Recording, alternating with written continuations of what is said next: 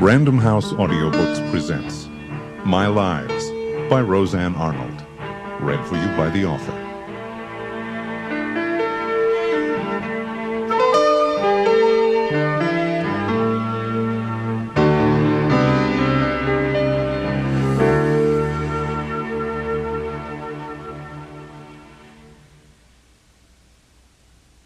My Lives.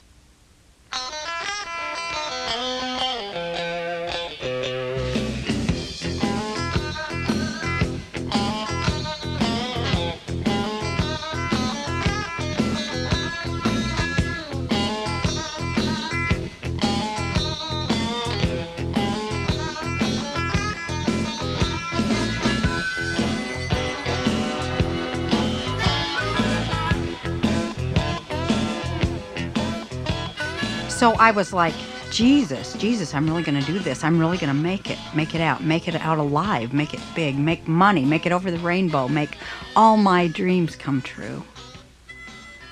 And when I took that stage, I had earned it. It was mine. I took the 2 steps up and was transported into another world, another realm of being, standing up, standing there, and the pain and the truth and the fear just rolled off me like sweat does, beating around my lips and running into my eyes, leaving me jacked and warned and almost limp, because at last my life had all just become a story, and I had that story to tell and to sell, man, and I was going to get rich. Rich as Eddie Murphy, Bill Cosby, Richard Pryor, Bette Midler, all of them. I was taking that same little magic plywood box with a mic attached all the way to where? The top? All of my little life I had wanted to be a star, to get out, rise above, transcend, shine, and burn. I was 28 now, and I had found the stage, that vehicle to transport me away from a sad, frightening colored childhood that did not seem somehow to belong to me. I always knew I was different. My little friends at school were not, or seemed not, to be obsessed with hiding and saving themselves and forgetting always where they were and what day it was. Even at an age where I ran and played, and at an age where each tooth is even and barely hanging beneath the gum line, and not even thinking about being loose, even then I couldn't remember. The reason I didn't remember for a very long time is simple. The parts of me that knew everything, the parts that recorded and filed and remembered, had each split off, become its own being, its own story, its own country. I always went away to the place right at the top of my head. I could make my eyes look straight up through the sockets of my skull and see clearly into outer space, the other world, the world beyond. Everything below was blotted out into insignificance. It was all revolving yet empty and meant nothing. It was just a test, making me stronger and stronger the more numb I could make myself. I thought I was becoming a saint of sorts, like Saint Joan of Arc or even Jesus, who also had to suffer because of the ignorance of less evolved humans. When I went away, I left my body completely and could hear other voices all around me, chattering about how God would make me strong and how nobody could really get me. A spiritual message, really, as if a stronger part of me could reach God and be comforted. Because I had to go away so often and so fully, other parts had to be invented and grafted on. Those parts took care of the everyday chores, the work, the explaining, the covering, the keeping of time. Each one had its own function in the system, this perfectly timed and carefully synchronized system of inner community. There are children in here, too, many children, all wounded, damaged, and flapping heavy wings, unable to rise. There are both boys and girls, men and women, mortals and gods, heretics and hysterics. There are poets and killers and bigots, as well as saints. Now you have met the major characters in our story. There are also many more, not all of whom can speak yet. All parts will weave in and out, which is how we have always lived and still do. We will give you our names when it becomes necessary. I am woman, hear me roar. At least I do roar and refuse to whimper. I roar like the old shopping bag ladies on the various bus stops in the various dead hearts of the various dying cities where nothing makes any noise because it's suffocating on its own puke. I roar like the victim whose throat has been cut and no vocal cords chime, only the lips open and close in some rhythm approximating speech. I roar like the trees bent over and gnarled, flinging themselves backwards against the attacking wind like the helpless victims that God created them to be. I roar inside my skin, branded. I used to think victim meant woman. Woman is what victims turn into, I think now, laughing ironically, even the man. Every child is Jesus St. Joan of Arc, getting the perfection and the beauty kicked out of them and delivered to the cross, the pyre, by those they came to save. In elevating distress, there are many voices that speak each day with veiled eyes and whispers. Many is the name we were given. Darkness is the path we explore. Empty is the face of the vessel that waits for restoration near the shore.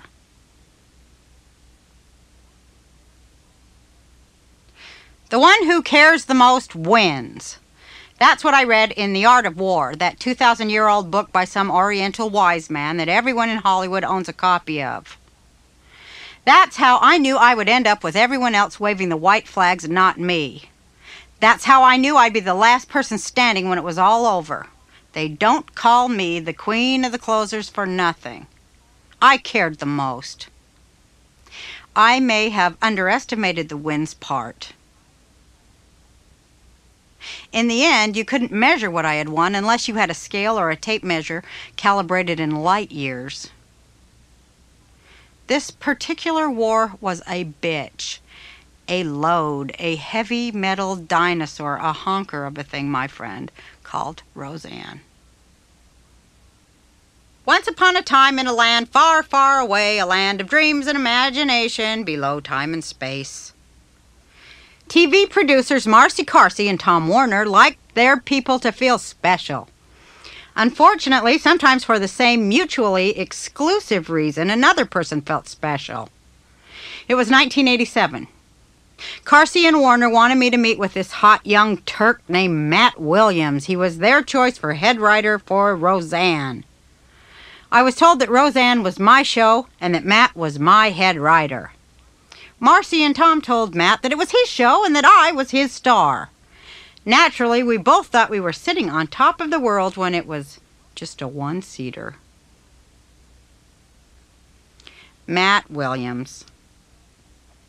Another sensitive white male Anglo-Saxon Protestant lavished with praise because he could write for TV, the woman's media, in lieu of actually hiring a woman to do it. He was as scared as I was, and we were both trying to get what bit of the brass ring we could get. According to Carsey Warner, Matt was the best pure writer they had. He'd been script supervisor for The Cosby Show and wrote the pilot for A Different World.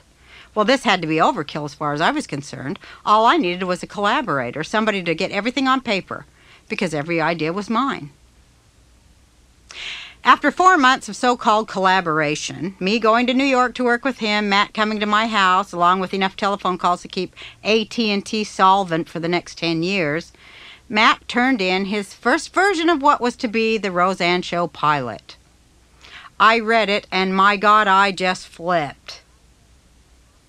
Jackie's character, played by Laurie Metcalf, which was the sister, was me. My character was totally passive, like just about every other woman on TV. I took a meeting with Marcy Carsey and Tom Warner, with Matt Williams sitting in for ballast. How did this happen? The sister is my character, I screamed. I've since learned to pace myself because there's nothing like starting a discussion off at full bore to get you written off as insane and hysterical. Well, Matt spoke indolently like a pampered rich kid, I just didn't think people would like you as the main character. So, you're telling me that what I did for the last 6 years, in fact, the very thing that got me this show, I did really well just so I could give it to someone else? Well, then I quit. I'm not going to give away my character after it took my whole goddamn life to build it. I'm not doing it. This was my first clue into the warped mind and language of Hollywood. Speaking of the, quote, main character, unquote, Matt would say, "She wouldn't do that." I'd stare open-mouthed for a few minutes. She who? "Roseanne," he'd answer, as though I'd asked him who was buried in Bud Abbott's tomb. She would do that, Matt. And you know how I know she would? Because I am she, you dumb bastard. "Not you, Roseanne the person," he'd laugh. "Roseanne the character." Once again, Matt lectured me on what would work dramaturgically. But Roseanne the character is just a condensed version of Roseanne the human being, okay? Not dramaturgically, Roseanne, he'd pontificate. I don't know where else on earth people speak in this kind of anti-language way. I remarked, "Oh! Oh, you'll calm down and you'll be able to work with Matt." Marcy tried to diffuse the situation by not only giving her words a kind of foretelling tone, but subtly putting them in the form of a command. And I did just that. I worked with Matt, which now seems as improbable as a meteor shower, but work with him I did, and the more we worked, the more ridiculous it got. After scrapping the first draft, Matt, in rapid succession, turned the show into the little boy story, told from a child's point of view, and then the dad's, witness Home Improvement, which he likewise created. He could not get it into his head that a woman was the main character and that she was not passive. He could not understand that the female character could drive scenes and that the family functioned because of her, not in spite of her. He didn't get it that I wanted a totally female-driven show. This is, after all, the thing I came to Hollywood to do, as well as for art itself. Feeling bitter and tired of the constant insult to my gender in all forms of media, the unabated whining of male ego and thought as it regards my sex, I wanted to give the gander a bit of what he'd been giving the goose for eons now. Separating the wheat from the chaff is hard to do when you're attempting to make a general statement using only personal knowledge. So there were actually two simultaneous things going on. Number one, my art. Number two, my real life. I don't really know yet which one imitated which, where they intersected, paralleled, or canceled each other out. I wanted to create a real woman mother on TV for political reasons as an activist. I wanted to hear and see a world-weary, pop culture-hating woman whose complaint was timeless and purely female. Quote, "I create and feed the world, and I do it for millennium to my own exclusion and demise." Unquote. Hey, talk about your catch-22. When Freud said women's nature was masochistic, he forgot to notice that men psychiatrists tend to blame their lack of political sophistication on women's biology. Males have a very, very hard time seeing outside themselves. Generally, they lack the wisdom and vision to include themselves in the world of women. It is my humble opinion that this is why they should stay home. Anyway, I always assumed that the show would be created by Matt Williams and Roseanne Barr. After I had rewritten all those scenes and we had filmed the pilot, I was invited to see it. When the credits rolled, it said, "Created by Matt Williams." And that was all. I felt robbed and began to wail. Someone recently asked me how such a thing could happen. The answer is simply because it can, and it does every single day in Hollywood.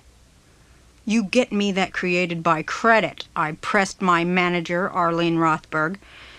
"This show is based on my kids, my life, and me. Nobody's going to take credit for my work." I was burning up, and what's worse, the whole damn thing would rise up again and again like vines on a jungle path. always strangling, obliterating, and halting my advance. Because everyone is always claiming that they created me. Relatives, sisters, managers, writers, executives, ex-husbands, the postman, the milkman, hell, the guy selling oranges in my shopping basket on the corner probably thinks he did too. And then they sue me, and I give them money, and managers, agents, and producers get fatter and fatter off of my sweat. Okay. I didn't get creative credit, and I was devastated by it. I felt so low that I really started to get high. I started smoking pot on weekends with my husband, Bill. For a short while, it was just 2 tokes, always in control in case the kids cut themselves and we had to take them to the hospital or something. Gradually, I worked my way into the cheap days until I was a full-fledged, hemp-hustling reefer queen. Drugs and food seemed a way of dealing with the frustration, and it was horrible, helpless frustration. Black frustration, pure white frustration, loud frustration, speechless frustration, unrelenting frustration, complete frustration. This was not the best time of my life, and surely it should have been. My whole goddamn life was coming apart like a cheap Halloween costume. My kids were completely out of control while I was working 15 hours a day plus weekends. I screamed a lot, something I'm not particularly proud of, but it was that or firearms. We went on to shoot episodes, sort of the way chickens continue to run around after they've been beheaded. By show 4, Matt's unbridled resentment began to manifest itself in the writing, specifically through my lines. The more he hated me, the more he took it out on me and in the script. The lines were so reactive and victimish for women, all castration jokes or silly-ass war of the sexes jokes, and I couldn't do them. My character was becoming not unlike a typical TV male pig. So I started changing the lines in rehearsal to avoid playing this monster that Matt was trying to, what? Expose? And I'd change the words into the most loving person, the most loving mother. So the shit had to, and did, hit the fan during one particular episode where I'm supposed to be in bed with John Goodman while we're having this minor tiff. My character is supposed to say, well, I consider you my equal in bed, but that's it. Hey, I'm not going to say this line about you're my equal in bed, I object to. That's a man's line. That's not keeping with my character. That isn't a woman's voice, and I ain't going to say it. You will say it as written, Matt ordered. Fuck you, I ain't. My character wouldn't say anything like that. I had heard other actresses use this type of language before, and I suddenly found it useful. Yes, your character would, Matt caught on. And I'm telling you right now, I'm telling you, asshole, that she wouldn't. I know this character. I know this character better than you know your oily little fucking self. Matt went back to the phone. About an hour later, I'm sitting there on the bed with John Goodman next to me. The cameras are waiting to roll, and surrounding the bed are all of Carsey Warner's lawyers, the network's lawyers, and the lawyers' lawyers, waiting for me to say the line he wrote. I was told I was in breach of contract and that I was too out of control to remain on the show unless, of course, I said the line. Now, please, say the line, Miss Barr, one of them requested in an even, non-confrontational tone. Look, I'm not gonna say it, and I'm not gonna tell you again that I'm not gonna say it. You change the line, or I will. I ain't lay here until moss starts to grow between my toes. I'm in bed. What do I give a shit? I looked around me, and people were observing me with all the mournfulness you might have for a biology class frog if you were having a vulnerable day. The little bed-in went on for another 20 minutes until Ellen Falcon, this talentless, fat-ass bitch directoress who roamed around on cement all day long on high heels and obeyed Matt's orders, signaled. Then all the cameras went dark. That's it, she said. We'll do it tomorrow. Whatever. I'm going home, I said. I could have pissed hydrochloric acid, I was so mad. And going home didn't help because there I had my husband Bill talking to my ear, which was bad enough. I found out later, however, that he had Matt Williams' naughty little ear, too.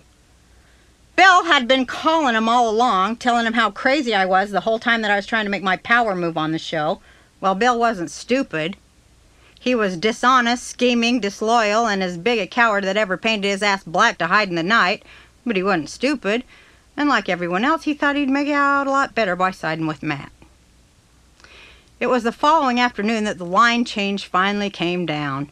Matt made them lose half a day of blocking and taping and a half a day's worth of shooting, but Carsey Werner never said, "Hey, you cost us this money, Matt." It was always, "That bitch cost us this, and that bitch cost us that." He could have fixed it in a minute, and what writer wouldn't when the actress who's supposed to be the star of the show says she doesn't feel comfortable with a line? Laurie Metcalf, the greatest actress in the world, and a virtuoso human being, would tell me, they don't even see what you do. They don't even know it's acting. But anybody who can make anything that Matt writes funny is a great actor. More than once I heard him complain, "Well, Roseanne's more of a stand-up than an actor." "Well, then stop giving me stand-up lines and give me something to do and I'll do it." It got real bad between me and Matt, and then it got worse. When we'd rehearse during blocking, the overhead microphones were on. I didn't know that they had them on, that they were able to monitor everything I said. One of the assistant directors on the show, Mark Samuels, came to me one day and discreetly walked me away from the set. "I have to tell you," he whispered, "those mics are open. They leave them on, and they're listening to every word you say." It was a small thing, but I appreciated it, and to this day, Mark is still with the show. So the lines were drawn and the sides were chosen, and the Roseanne set became the Gettysburg of ABC. The difference being that Gettysburg, at least they fought humanely and had some ground rules. With the Roseanne show, it was no holds barred. After I learned that the mics were live and that I was being set upon by spies and tattletales, I took to doing a little warm-up exercise before the taping of the show. I turned the open mic into an electronic friend, and since a lot of people had trouble speaking to my face, I found a nice way to reach them. "You cocksucker! I'm gonna fire your ass the first chance I get," I talked to Matt into the mic.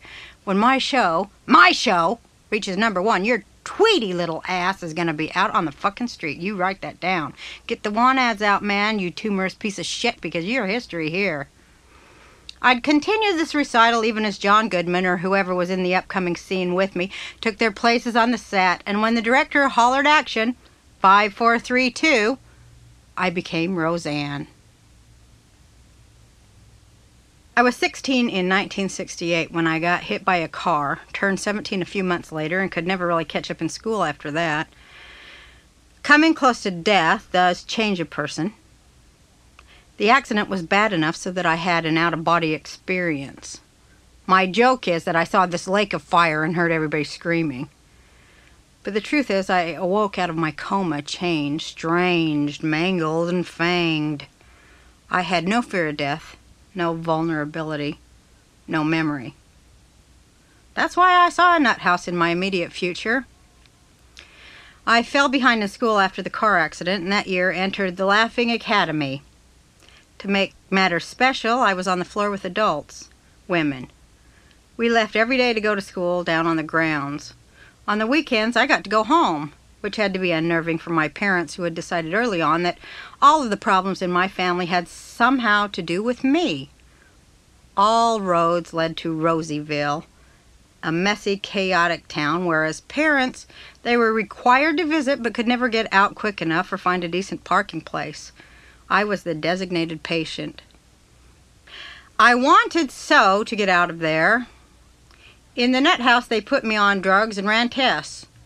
I got out the following year, went home for 3 months, and promptly got pregnant. I told my parents about the baby, and that revelation led to me running away from home and moving into a really dumpy apartment on 2nd Street, south of Salt Lake City. The place was a bona fide $50 a month shithole, and to even afford that, I had to go on welfare. I turned on the tap in the tub and roaches came out a little bit before the orange water. When I went to the welfare office to get my welfare money, I saw kids there with welfare eyes, and I smelled my own death. That's when I knew I wasn't going to keep my baby. No money to care for either one of us properly. No support from my parents, who had no intention of letting me keep an illegitimate kid. My dad spit on me. My dad spit on me. My dad spit on me. I moved to a home for unwed mothers in Denver, and my first child was adopted by a Jewish family there. The day after she was born, I called my parents. "Well, I had the baby," I said. My mother wanted to know what it was, a boy or a girl. Previously, she had made me promise never to tell her anything about the bastard. "You know, I don't really feel like telling you that," I said, cautiously caught off guard. "Oh, please, I'm still the grandmother. Tell me." "It's a girl." "Is she cute?" "Yeah, as a matter of fact. She was beautiful. She had red hair, and one of her ears was bigger than the other one, just like my mother's. I felt like God gave that to her, a mark so I'd be able to find and identify her later. I got to hold her for a couple of days, knowing that in 5 days they were coming to get her. On the 5th day, my social worker came and said she was going to take me out to lunch, and I knew. I knew when we went out to lunch that they were going to take her. So before I went, I embraced her and I whispered to her, "Have a nice life, Alicia," my name for her. "I'll see you in 18 years. I kissed her goodbye and went out to lunch. When I went home about 5 days later, my mom bound my breast with these sheets because my milk was coming in. Then she told me that she wanted to go out for a little ride and to have a little girl talk. 2 blocks from the house, she said, "Roseanne, do you ever think about her?" "You listen to me," I stammered, stunned. "I never want you to mention my baby or anything about her to me ever again. This fake concern you got is sadistic, and when I find her, I'm telling you right now, you're never going to see her. You're so fucking sick to ask me that. Don't ever ask me one more thing, and you're never ever talk to me about her." She knew that I wanted to keep the baby, but she never once offered her assistance, help, or concern. Her claims, her cries, "What will the neighbors say?" meant more to her than her own grandchild or her daughter. And the neighbors were largely losers and insane or drunks. I met my daughter again 2 days before her 18th birthday, exactly as I always knew I would, because God promised me that. I met Brandy face to face in L.A. I was walking into the coffee shop of the Westwood Marquis Hotel. I was with my sister Geraldine, and we were going to have a cup of coffee before going upstairs to meet Brandy and her mother, Gail. My sister said, "My God, there they are." I looked over at a table in the corner and locked eyes with my daughter for the first time in 18 years. She jumped up. I flew. We were entangled and locked together like a powerful, unbreaking magnet. My sister pushed us out of the coffee shop and into an elevator, saying, "Go, go," as we were trying very hard to elude the tabloid media. All the way up in the elevator, we clung. "I have missed you so much," I cried, and heard my brain commanding me, "Breathe, walk, breathe, walk." Oh, red-haired daughter from another life. Our body brought you forth, knowing you belonged to God only. Our arms held you for 5 days before you were taken from us, separated by war. Lost. You whispered as you were pulled from me in your tiny blankets. "Only 18 years, Mother. I'll see you soon." When we talked inside the wind for all that time in quiet gasps and wails of silenced music, your little face was still recognizable to me, caught in every little child's face. I named you because God said to Alicia, "I will never leave you." Wherefore 18 years past, you came home to me across a universe, a sea, and an eon, and yet you are the same as the day we first held you, and as tender. Back home after having my baby from then on in, as an unwed mother in Utah, I was damaged goods. A friend of mine encouraged me to leave, telling me she had a place for me to go. Knew some people in Georgetown, Colorado. I met Bill the night I arrived. He was literally the first guy I saw since I left my parents' home. Bill, who, as a jackpot of admirable attributes, had a drinking problem. I was 19. I moved in with him 2 days later. Bill was from Colorado Springs, where they passed that anti-gay resolution. His parents were typically right-wing, indigenous to the area at the time. Bill did a year of college and then moved on his own to L.A. to be a Sunset Strip hippie. Finding the work too demanding, he returned to Colorado and took a job as a night clerk in a motel. It was total Norman Bates atmosphere, the toasted cheese sandwiches notwithstanding. He wouldn't let me sleep in the bed with him because he thought the owners might find us, so I slept in the closet on the floor on some blankets. Eventually, we became homeowners of a sort. He bought a trailer. It was an 8-foot wide job, about 30 feet long, small, but certainly beyond the puny limits of his conception of domestic bliss. I redecorated that trailer with all this really great contact paper, and then I got really assertive and I said to him, "You know, if you die, none of this will be mine. You have to marry me." He says, "Well, I figured we get married sooner or later." "Well, how about sooner?" "Well, okay," he shrugged. Within 3 months, I was pregnant. I was happy as a dead hog, smiling in the sun, having children that I was finally allowed to keep. So, I had no place to go, no skills, having dropped out of high school in the 9th grade after my accident. And then, with a wave of a wand, so to speak, I had 3 kids. I stuck with Bill, the postman, for 16 years, not so much out of habit or masochism, but more out of survival. Hanging from a branch sticking out of an eroding cliff can be a real drag until you think of the alternative. That branch suddenly looks like Prince Charming's arm. I loved Bill, though. No, I needed him because he was a big drunk and I needed to take care of somebody, so it was like a totally codependent relationship, although I didn't know it at the time. I wanted to be a good wife and raise a family, have a hamburger helper and Jell-O dinner waiting for my magnificent husband. I wanted to with all my heart until Bill cheated on me while I was pregnant with my 3rd kid in 4 years. After that, I never really could trust or feel close to him again.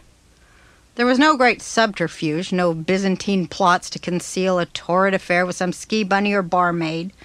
Just Bill, who came home drunk, sat on the toilet with his pants around his ankles, and told me. "Where you been for the last 8 hours?" I asked him.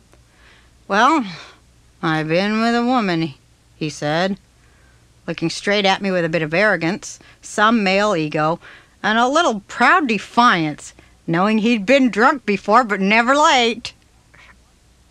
"I have a confession to make," he said in an assertive voice. "This happened to me because I'm ashamed of you because you're so fat. There. I finally said it."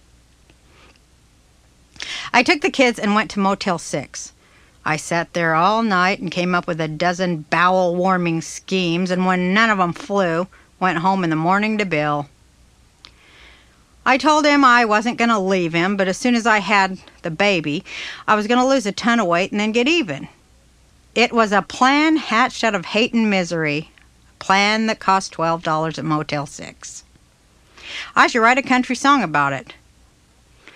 After I had my son, I lost 120 pounds. I decided to extract carnal revenge and did. On top of that, I demanded to be allowed to have a part-time job selling women's clothing in a mall in Denver, as well as a driver's license and my own car, a lovely '62 Pontiac with rusted sides that was all mine for $200. It was while I was working at Gigi's dress shop that I heard about a restaurant called Bennigan's. The guy who ran the place was so impressed with how outgoing and big-breasted I was that he created a whole job for me. I got to be a cocktail waitress at the bar, and I had my own hours, just 4 hours a night, but the tips were awesome, and I was pretty good if I don't say so myself. Also, it helped that I didn't have to serve food because I was a horrible waitress. I used to come out of there with 50% tips, partly because I never gave anybody their change, but also because I was funny. Around the time I started working at Gigi's, I got a call from my sister Stephanie, who was living with my parents in Utah. She was whispering. Big pauses, maybe a minute between every word. "What? What?" I prodded her. "Well, I'm in my room and I haven't left my room for 2 weeks. "Well, come on, what's the matter?" She tells me that Daddy did something. "Well, what did he do? Did he beat the fuck out of you or what?" "No, he," big pause, still whispering, "put his hand down my pants." She was 17, an A student, and had won the Hope of America award, which meant she was nothing like me, which also meant, in some sorry mutation of ideal parenting, that my father didn't play favorites. Stephanie later denied that Daddy abused her, but at that moment she was looking for help. I told her to get the hell out of there, take the money from her bat mitzvah fund, cash it in, and buy a plane ticket to Denver now. And she did. She was there the next day.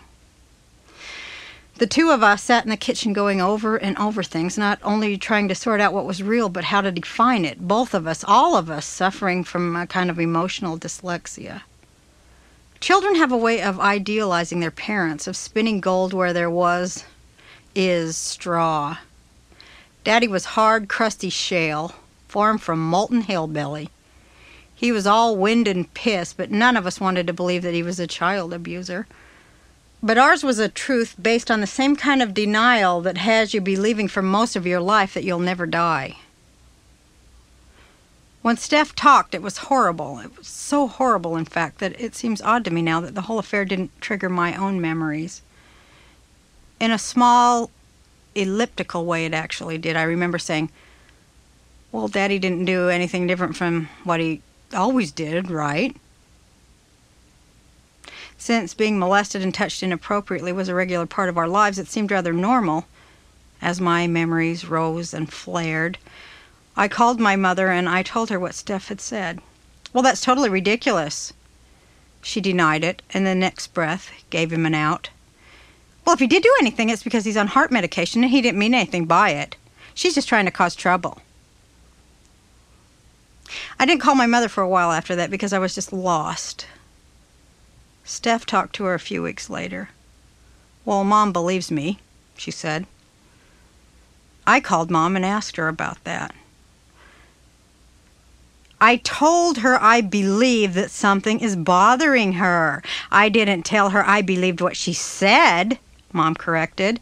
And then I said, you know, this is going to tear your whole family apart, and we're not going to be able to have any relationships or see each other if you don't talk about this. She had the solution the next time I heard from her.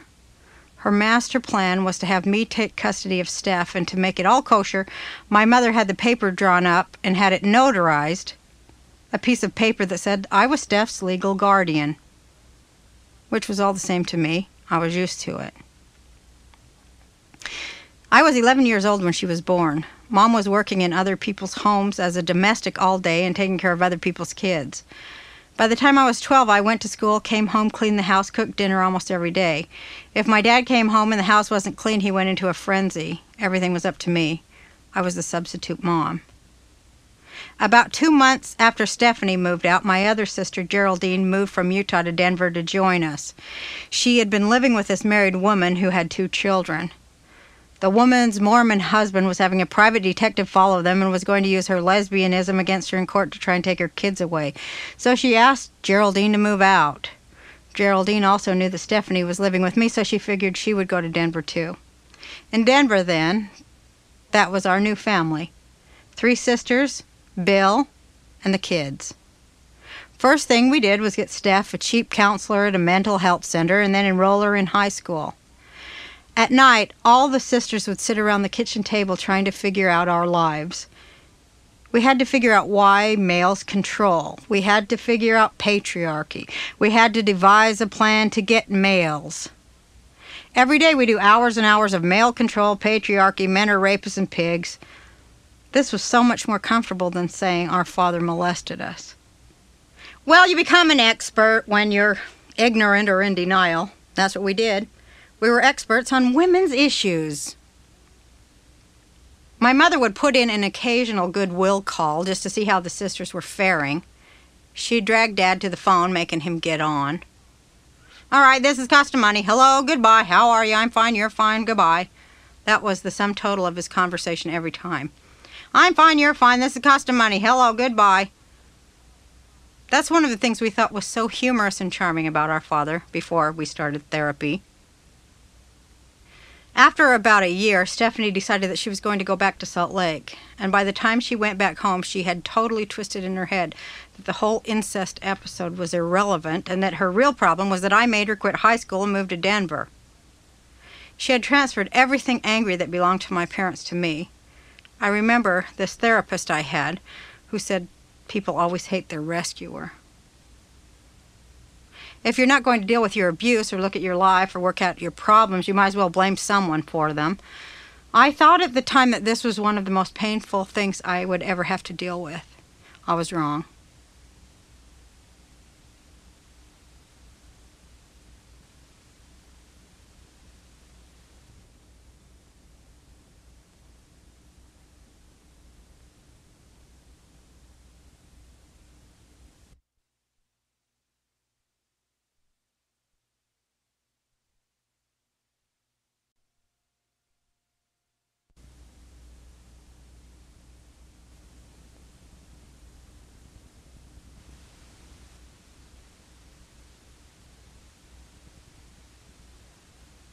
Things got dangerously out of hand working at Bennigan's. On my break, I would go out to my customers' cars with them. Needless to say, I was on a sexual acting out binge. As soon as I got to Cocktail City, it was wham, bam, thank you, ma'am. Worst of all, I was charging for it. Most of the time, I couldn't remember how many sets of bleary eyes I tried looking into for some sign of life outside of a blood-gorged organ. I would wake up when the money was handed to me and I would think, am I being a whore now? Memories would drift in and out foggily of times in 10th grade when I would find myself walking across town at 2 or 3 in the morning, barefoot and nearly naked. One of these times I was picked up in the afternoon by truant officers and brought to school and then taken home to Mommy. She threatened to have me locked up, and it was not long after that she did. I had lost it then, at age 17, and now, at 27, I was losing it again, completely. I would forget what I was doing almost immediately after doing it. I would bring money home and buy groceries and toys with it. Now it seems it was the only way I had of pushing down vague fears and memories of sexual darkness from a young, faraway time. The sex was one thing, but I used to eat off of people's plates, too. Yeah, chow down on strangers' leftovers and then go vomit. I got trench mouth from that. Well, I don't really know if I got it from eating people's nachos or having sex with them, but I do know that they promptly laid me off at the lounge when my teeth kept bleeding. After I was orally presentable again, they allowed me back. I had a little cadre of fans who either got my humor or were just happy that I hadn't stiffed them. They would say, you know, you ought to go down to the comedy shop in Denver and do an act. I called this moment my awakening because ever since I was 3, I knew I was going to be a comedian. I suppose all the time in between I was just waiting. I don't know how, but I knew it was going to happen. It took me 6 months to write a 5-minute act. I'd get an idea like, say, my husband wants me to be more aggressive in bed. Then I just write about it in my notebooks, pages and pages, just to get one little joke, kind of the way it takes a whole bunch of tree sap to make a bottle of syrup. Only my jokes are a little less sweet. You set up the premise, the hook, and then the punchline, but that's just the beginning. You can be a real witty bastard in writing and people will chuckle. But stand-up happens at the speed of light. The material has to work in the delivery. The first act I did was purely political, really nasty, pro-woman, filled with everything that you're never ever supposed to say. I tried it out on Bill and he approved. The funniest thing about it, though, was that Bill never knew who I was talking about, and neither did I really, but it was always him. Him and my dad. At this time I was A, working in a feminist bookstore, B, doing stand-up comedy, C, walking the streets or picking up audience members to fleece for sex and money, D, going home to be a full-time housewife and mother, E, writing for a lesbian feminist publication called Big Mama Rag in Denver, and F, G, conducting 2 full-time affairs, and H, trying to write for Heavy Metal magazine. Busy, busy, busy. Luckily, I was somehow able to do them all with various levels of success. My comedy career took off out of the bookstore I helped run, chasing out males with a big baseball bat before changing in my car and then walking 4 blocks down the street to hustle them. I started telling my jokes in the parking lot of the bookstore to about 15 to 35 politically active lesbians who encouraged, laughed at, and supported me by coming to my shows, especially the ones I did at the local comedy club, where shocked patrons would stare mutely at me while I did my act. These women would roar loudly until the regular crowd finally understood that I was funny, not castrating, since the joke was not on me, something unheard of for a woman comic at the time, 1980. These women would allow me to perform at their coffee houses and talent shows and laugh loudly at the same shit that they had heard 300 times before. They made me popular in Denver. They made it safe for me there, too, in comedy. I started headlining in comedy clubs about 8 months after I started, which is pretty incredible, especially for a woman, because they were not into booking any women headliners in the clubs at that time. I was a giant curiosity, something people had to see, like an apartment fire or some prehistoric creature that found its way into a tidal pool. Part of it was that I was the filthiest act ever.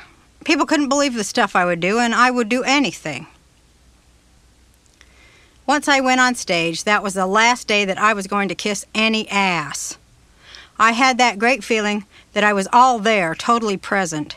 It made up for how wretched my life had been until then, because the number one rule for a stand-up is that you got to be a real pitiful yet hateful bastard. I couldn't wait to get up there and kick some ass, because I took too much shit my whole life, which is not to say people stopped taking bites out of my butt after I became a comic. I took all kinds of heat from my act. Eventually, I got banned from the comedy clubs in Denver altogether. Unitarian churches, dyke bars, punk clubs would still have me. These were the hostels where I could spread the word without having it snatched from me or kneaded into some kind of tasteless, tasteful fritter for popular consumption. "You can't do that in front of a male audience," everybody shouted at me. "They'll turn on you. They'll hate you." People stood in line to read me the riot act, from club owners to Bill to my sisters. Here's what I figure reading the riot act really means. Shut up and do what you're told. It never means nothing more than that. All my life, people have read me the riot act. And I suppose since early on I developed the uncanny ability to be visible and yet not present, I'd forget about it all in 2 minutes anyway. I kept coming back. If I didn't know how to dissociate, I'd be crazy today. So while people who supposedly knew better shook their fingers at me, I kept doing my rude, sloppy, lampoon the male act. The thing was, once they started laughing, they loved it. Surprisingly, men loved my act, as raunchy as it was. I expected it to be threatening and overpowering as prophesied, but they liked it. They loved jokes about how stupid they were. They loved it, not so much because it was the truth. Well, I don't have the bar graphs and the stat sheets to prove it, just take my word for it. But because, as Santayana once said, the only true dignity of man is his capacity to despise himself. Or maybe it's all that dominatrix horse shit they got going, I don't know. Maybe I just tapped into some weird guy type Zeitgeist. "Oh, you're really going to like the guy that's opening up for you," the owner of the comedy club in Minneapolis was telling me as we were climbing the stairs. "I hate male comics." Now, Roseanne, be open-minded. I had learned the ways of the stand-up world by now, and rule number one for headliners, which I was you always check out the new comic's act before you talk to him, because it might be humiliating in the long run to say hello to an idiot who wasn't funny. And any guy I had ever worked with before was always horrifyingly threatened by me, beginning with Bill, and that wasn't even a professional partnership. This guy comes up the stairs. He's late, as he still is to this day. His face is lit up as a full moon, eyes all eager and parrying. He's got this pull to him like he's on a leash and he's trying to buck his owner, his feet making these crazy little nervous dance steps or something. "Hi," Tom Arnold says, really nervous. You have to understand that I did have somewhat of a reputation by now as a female with a slight chip on her shoulder. Let's be real, I was the Hunchback of Notre Dame. And it was rumored that I had a mean streak that could make a rattler stand up and run. Hey, the world makes you into a bitch no matter how quietly you go, so you may as well go kicking and screaming. Get out of my way and save me the time. Listen, I ups and says the Tom. You don't do any pig-type shit, do ya? I always says this to guys to get them shook up because the headliner has the power to can the opening acts. What do you mean, like sexist stuff? Yeah, because I really hate to follow that kind of slime. Oh, no, I don't do any kind of sexist stuff, he said. Not at all. He trailed off and then added, well, I mean, I call women cum dumpsters and hose bags and stuff like that. Is that okay? This baby-faced grin, and I completely cracked up, and I was ashamed of myself for cracking up because not less than an hour before that I had been in my hotel room taking notes from a book on radical feminist theology. But it was just funny that somebody dared to do that because it was me and my reputation preceding me. Hey, so you want to do some coke or something? Tom more wondered than asked, like if I said no, it sure as hell wasn't going to stop him. I did a noseful of it.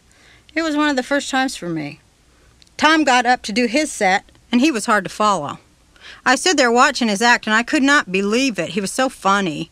He did this whole disastrously botched magic act with live goldfish, and he broke every rule that you could think of. He killed the fish right there on stage, set them on fire in front of the audience, really brilliantly horrible, and people loved it because it was just so absolutely vile that you just had to laugh. He had this undercurrent of uncomfortableness, an awkward hickdom propellant, but more like the guy who wants to behave but just can't seem to help himself, a guy who's learned to live with always being sorry for something. We became best buddies the first time we met, and we watched each other's acts. Later, he invited me to a party. We went to this house that the other comics lived in, and we partied all night. Tom took me up to this room, which I thought was his room until 5 years later when he told me that he didn't really live there. In fact, he didn't really live anywhere. He just slept on people's couches. Up in this room that wasn't his, we slept side by side, huddled on top of a sleeping bag. There was nothing sexual at all between us. It was like meeting your doppelganger. Tom started writing jokes for me after that. And on my tours, I took him as my middle act, which was kind of an excuse just to hang out with him because I really loved seeing him. And we got more and more crazy on the road. Our biggest fun was to go to comedy clubs and heckle other comics. I used to go to heckle Andrew Dice Clay all the time in Los Angeles. I loved to heckle him the most. You won't believe this guy, I said to Bill, slipping a videotape of Tom's act into the machine, and Bill loved him. When Tom and me were on the road, he talked to Bill and they became friendly. Tom had a fiancée. Well, he had 5 of them in the years that I knew him, and like me, he tended to pick people who hated him. There's plenty of codependents out there who can't wait to get into a relationship like Mom and Dad had. Anyway, I didn't think anything romantic would happen. I was already married forever to this Bill guy and would be for the rest of forever. I figured I'd probably cheat on him sometimes whenever it got really, really lonely. Bill saw Tom as the buddy. The first time that Tom told me some years later that he loved me, he said, well, what did you think? Did you think that it was going to be, hi, come on in, this is my husband, my kids, my buddy? And I did think it was going to be like that. My buddy Tom, along with the husband, kids, and the fiancés, forever.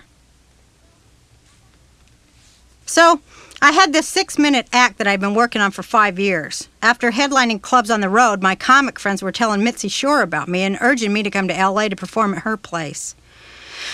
The first time I did the 6 minutes for Mitzi Shore and a crowd at the Comedy Store, I killed. They'd never heard anything like what I was saying. Because at that time, it was like, are women comics feminine? That kind of shit.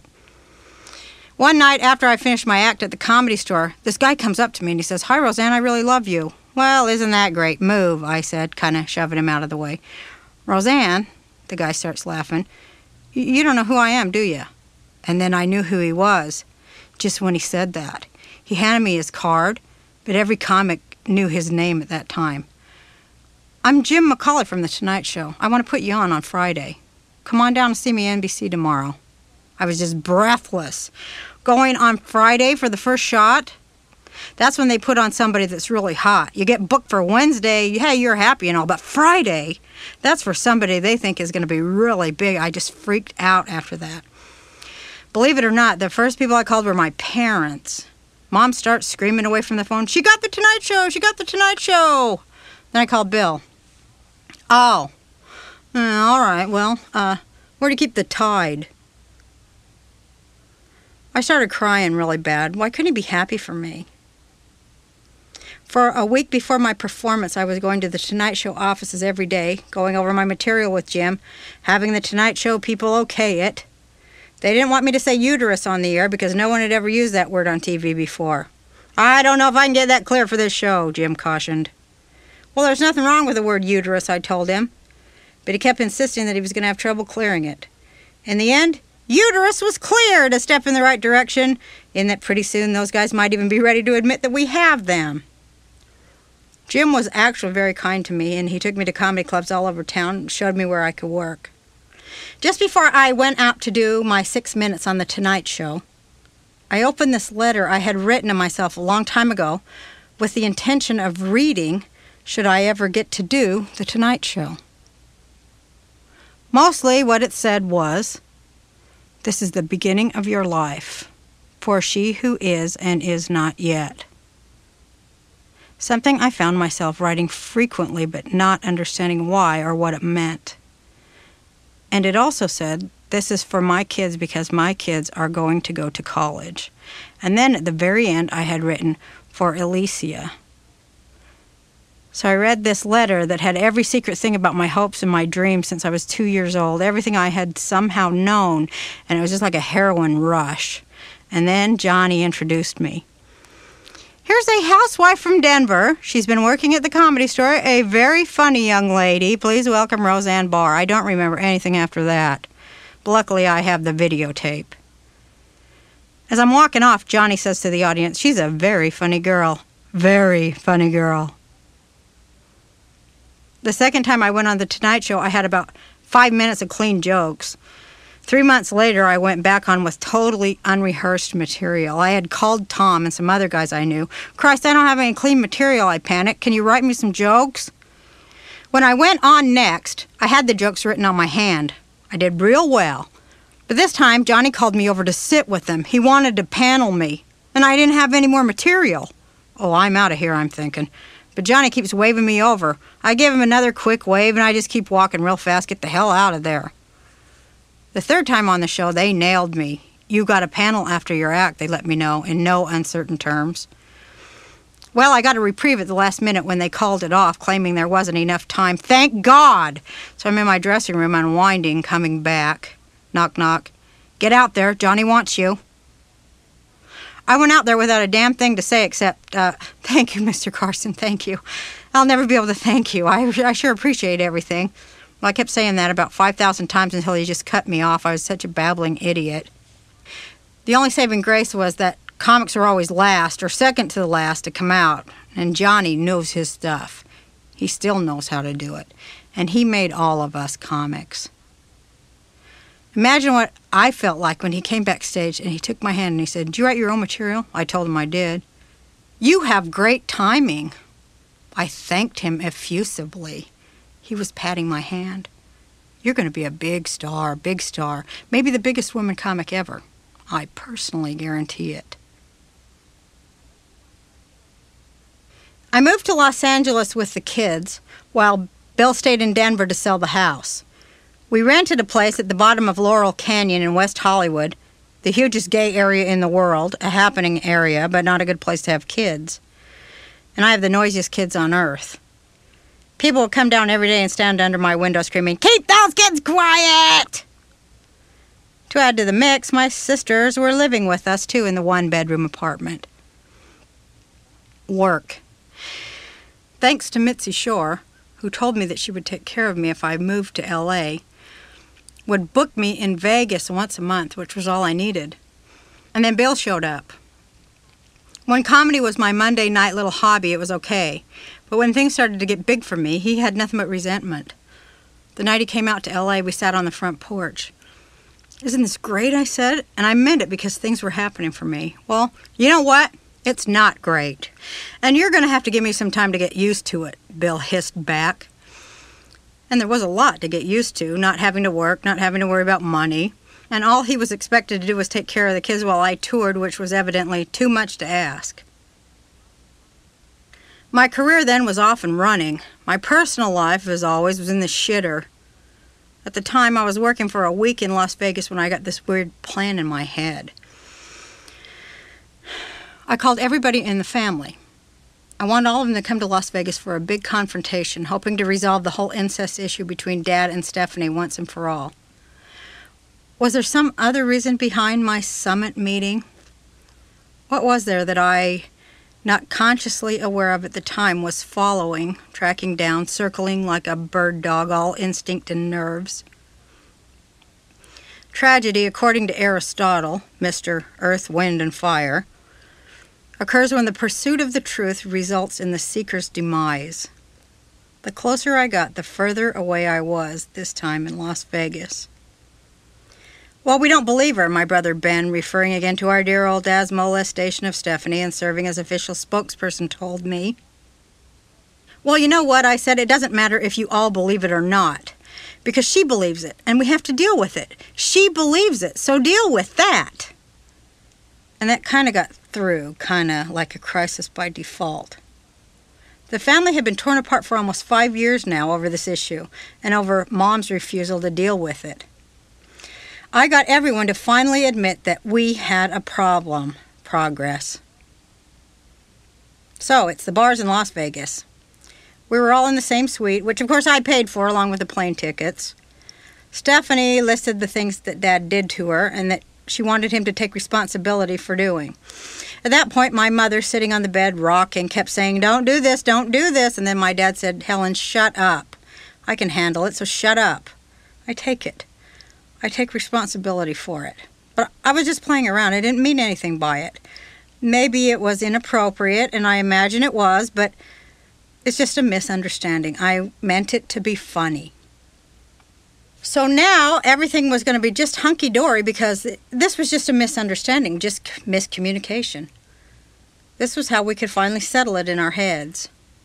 That Daddy would take responsibility for what happened, but it wasn't really his fault because he was meaning it to be funny.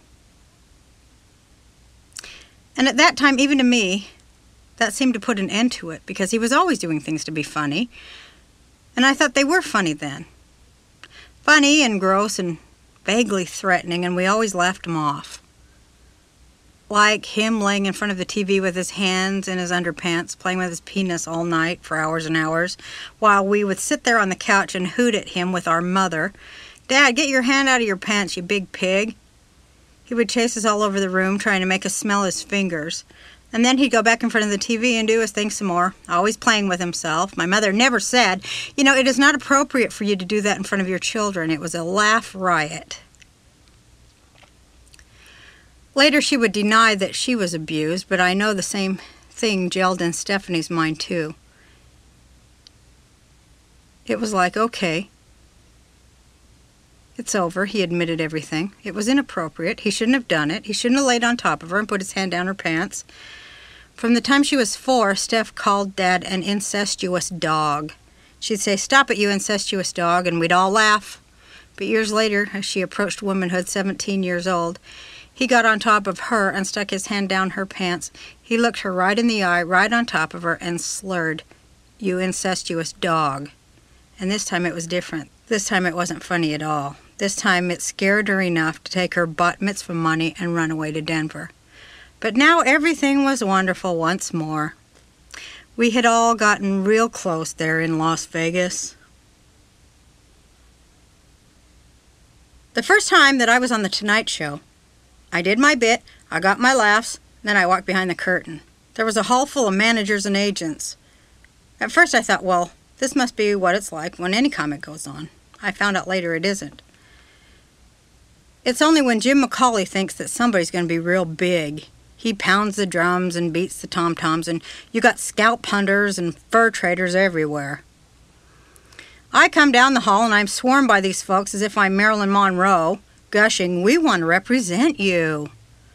I'd been in LA for a week and I had no idea who was good or what to think. "Who should I have lunch with?" I asked Jim. There must have been 20 agents there, Anytime you get over 10 of them in a room, you get real scared because lips move over perfect teeth and no sounds ever come out. If you're going to have lunch with anybody, have lunch with this one guy because he manages Sylvester Stallone, Jim told me. Enter Herbie Nanis, the fast-talking Hollywood manager and the first in a long line of people I fired. Herbie was always trying to steer me into the Irma Bombeck thing. Well, you can't say fuck anymore, he insisted. You can't say suck my dick. People will think you're a cunt. Oh, that Herbie. Keep it clean, keep it clean. You're going to have a much bigger career, he kept telling me while we were filming my first HBO special. I was pretty torn because to me, I had already cleaned it up a lot. Once, when I was in Atlantic City opening for Andy Williams in 1987, a great gig Herbie got for me. He admonished me again. Honey, stay a lady. A lady, a lady, a lady. Well, all I can say is I tried. To mix psychobabble metaphors, my superego kept telling me that Herbie knew best while my reptilian complex wanted to breathe fire. The voice kept saying, no, nobody knows anything but you. Do what you want. After returning to LA from Atlantic City, I called a meeting with all my advisors, publicists, Herbie, and agents.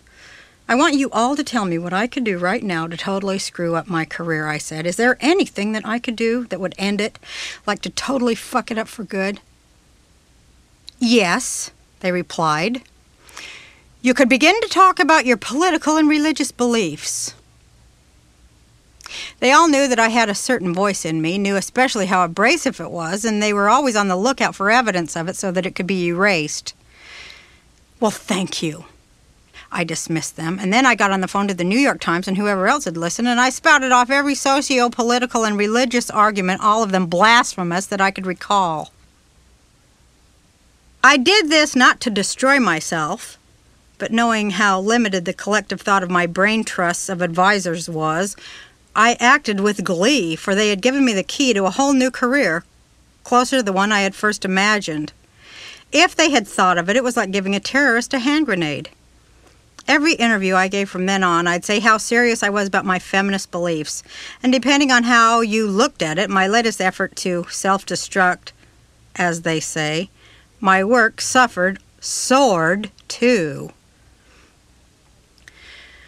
The next big thing I did was to go to my agents, who were then at Triad, whom Herbie always dealt with for me, and I told them that I wanted to meet with TV producers. I met with Norman Lear first.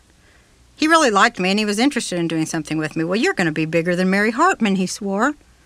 I liked Norman back, and I always loved his shows, but my feeling was, if I go with him, I'll never entirely have what I want, which was control of my own show. Hey, I was out there to take over the whole goddamn town, right? Right? I met with a few others and then finally met with Carsey Warner. Carsey Warner had Mr. Cosby, and I knew that he ran his show and that it was his vision. I don't want to work with you no more, I told Herbie over the phone. Honey, can we talk about this? I said no and I hung up.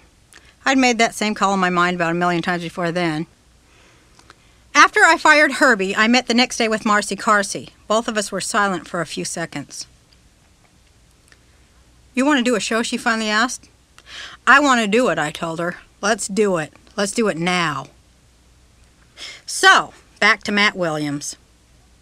Instead of cooling down after the great bed confrontation, my war with Matt and company over control of Roseanne just got hotter. To jack myself up, every day I listened to Patti Smith sing People Have the Power. I put that song on 150 times per day. Soon the theater of battle had spread into newsprint. From my point of view, I couldn't have been more happy. They were eviscerating my show, goddammit. They were osterizing it into the pastel puree that had been spread over the networks for too long now. That same unsatisfying, tasteless, colorless, forget odorless, it stunk, polenta of sitcoms that I couldn't stomach. I related all of this and more in an interview with the New York Times. The more being the fact that I labeled Matt an idiot and a lousy writer to boot. Matt did his own LA Times piece, but he did more damage bludgeoning the show. More castration jokes, more idiotic mugging, making the Dan character bigger while whittling my role down smaller and smaller. Get that son of a bitch out of here now. I'm not working with him no more. I was sitting in Marcy Carsey's office. She and Tom Warner were calmly listening to me rail on about Matt. Using bad language and blue-collar syntax was more than just a habit with me, aside from being purely political. I love Woody Guthrie. I wanted to see if I could get these people to flinch, to act out a character out of the cool, unflappable force field that they work so hard to project, the way really spoiled teenagers try to act like sophisticated adults in the 50s. Well, Roseanne, he's got a contract for 13 episodes. Marcy tried to Pontius Pilate her way out of any responsibility. If you can just make it to 13, we'll replace him, Tom Warner reasoned, his forbearance and indulgence utterly complete and unassailable. But we need that time to find somebody else. Blah, blah, blah. It was all fat-mouth Hollywood horse-pucky, but all the same, I went for it. Okay, I understand. But in the meantime, you got to get somebody in the middle to come and give me his notes. I sure as hell don't want to talk to him ever again. Danny Jacobson was brought in as my liaison to Matt Williams. I liked him because he was one of the only people walking the set who didn't go to college with Matt. Danny helped me get through the 13 episodes, however, with my brain pan relatively lithium-free. I would make changes when I wanted to and fax them to Matt, who seemed to have no idea that after the 13th show was in the can, so was he. By now, I was rewriting everything and naturally not getting the credit for it. I got comfortable with Danny, a major mistake because that whole time Danny seemed to be working only for himself. By that time, I was doing much of my own writing and I needed some help with the workload. I promised Tom Arnold a job with the show, and he moved out to L.A. in 1988 for that reason. His agent called just after he arrived in L.A. asking about the job writing for the show. I stalled and made up excuses, because the truth was that Matt Williams refused to hire Tom or any of my friends to write for me on my show. Well, I'm ready to go to work for your show, Tom told me in that joking way of his that means he's not joking. Well, don't worry, it'll happen, I assured him. I'm working on them. After the pilot for the show had been shot, it was time to hire writers to work through the summer on the new episodes. To keep himself available to write for the show, Tom didn't take any stand-up bookings for that whole summer. Much later, Tom told me what kind of hell he was going through, waiting for the big call. His manager scoffed, humiliating him enough to call me from his parents' cottage later that summer by saying, "Man, if she wanted to, she could get you a job just like that. If she wanted you to be a writer on the show, she could get you that job." "How are you doing?" Tom began. "Where the hell you been?" "The best defense and all that shit." "I've been playing the Sands Hotel with Frank, Sammy, and Liza, so when does your show start, Rosie? I'm ready to go." "Well, the writers have already started, actually." "Yeah, well, I know one writer who hasn't." "Look, Tom, the writer thing is going to take a lot longer than I thought. But we're looking for somebody to warm up the audience at the tapings. I want you to come and warm up the audiences." "Me?" he asked. "Wow.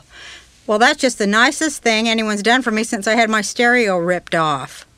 Making arthritic tourists with knockoff Gucci bags and bad hearing laugh. Wow, thank you." Tom came out, did a couple of warm-ups, and sucked. They fired him. Arlene, my manager, did the honors after a few more, which was just as well because he hated it. Out of a job, the last thing he wanted to hear was his manager insisting that I could land him a job at the mere drop of a few four-letter words. Tom wrote me a letter about writing for the show. "Listen, I don't know how it works out here," he wrote, "but I did move out to do this writing job, and I know I'm a good writer, and I can write for you. But I can't even be friends with you if you don't keep your word on this. This is just unbelievable. I'm in shock about it." The whole idea of putting our friendship on the line for a job devastated me. In the fullness of my self-pity, there was no room for legitimate countercharges stemming from the basic decency of giving someone a job after you've led them to believe that they have one. Not to mention having them schlep across 7 states to get it. After weeks of chasing my own tail over Tom, hating Bill for being a superhero of compassion at home, by God, before Tom Arnold's a writer on that show, I'm going to be a writer on that show. Missing Tom's comic perseverance in the face of life's stupid little injustices, I broke down and called him and asked him to meet me at this delicatessen. There's no better neutral territory than to be among food, even though you wind up being a casualty of salami and whitefish. Call it friendly fire. Tom met me in the parking lot, and I was crying in my car. I don't know what's happening to me, I broke down. They're just fucking me over so bad I can't do anything. I just let loose with the truth about my family, my kids, my work, my husband, and my life. The truth swam in the air between us and the neon deli sign. We looked at each other a long, long time. Tom broke down. He said that he would be there for me all the way as my best friend, and he would look for another job. He was trying to get in shape and not be in the bars so much. There wasn't much to do in the way of hanging out except bar hopping and going to the comedy clubs, and because we'd been thrown out of so many of them, the pickings were pretty slim. What we could do was take walks together, which we did a lot of, particularly while I was conducting war on the gelatinous Matt Williams and the network. We'd walk through Balboa Park in the valley. Bill walked with us on occasion, as did Tom's fiancée Denise, but eventually it was just Tom and me. Sunday, February 12th, 1989. The Grateful Dead were coming to town. I'll get the tickets, Tom told me. When he showed up, he didn't have them, but he had the pot. In the car, we fought. Well, how are we going to get in, Tom? Damn. Why don't you go to Ticketron? Because I don't have a car, remember? Would you just mellow out? I'll get us tickets when we get there.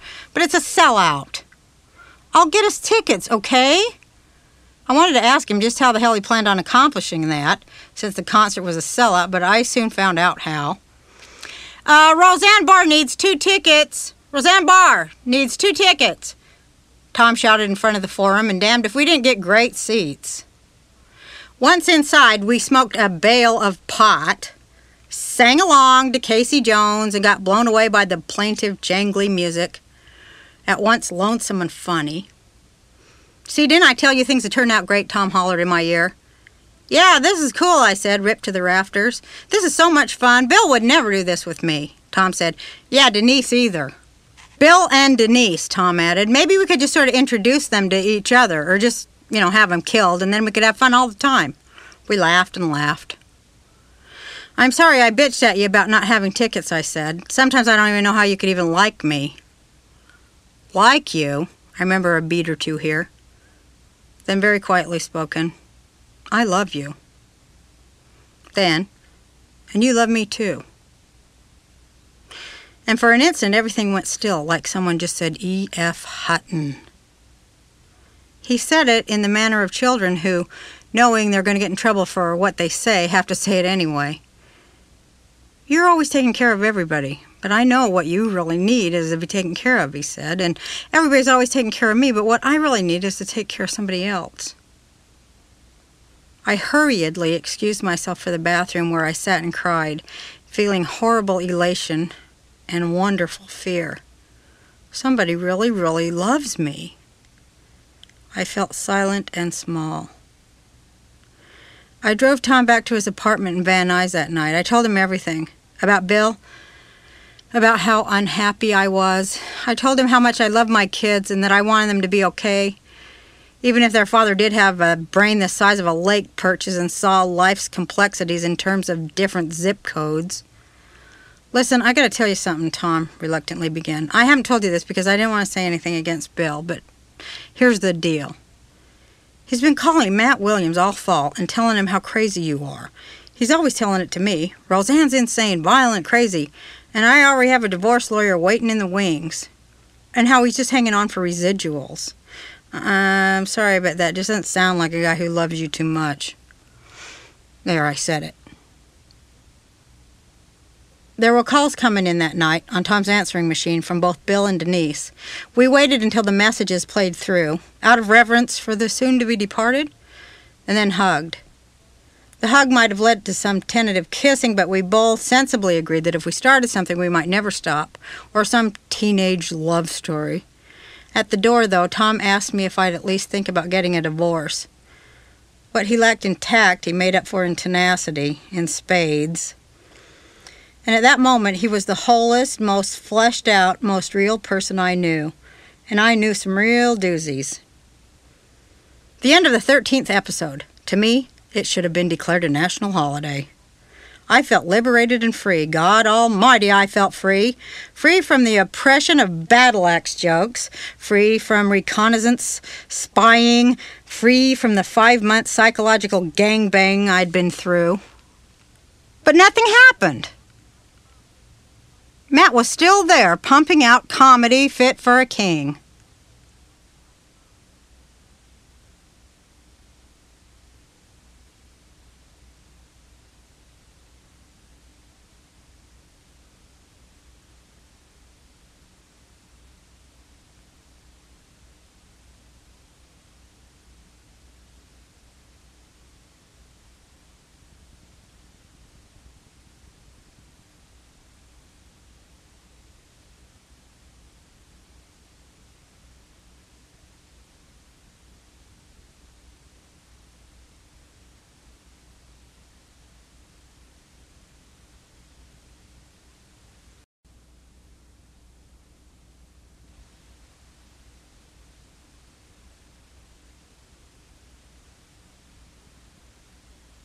I'm not going to listen to you promise me shit anymore, I told Carsey Warner. I did what I said I was going to do. You know, and I know, that I worked with that little ignorant, arrogant idiot for 13 shows. Now I'm gone. Then I made the same low-key speech at the network, which produced a lot of head shaking and shoulder shrugging.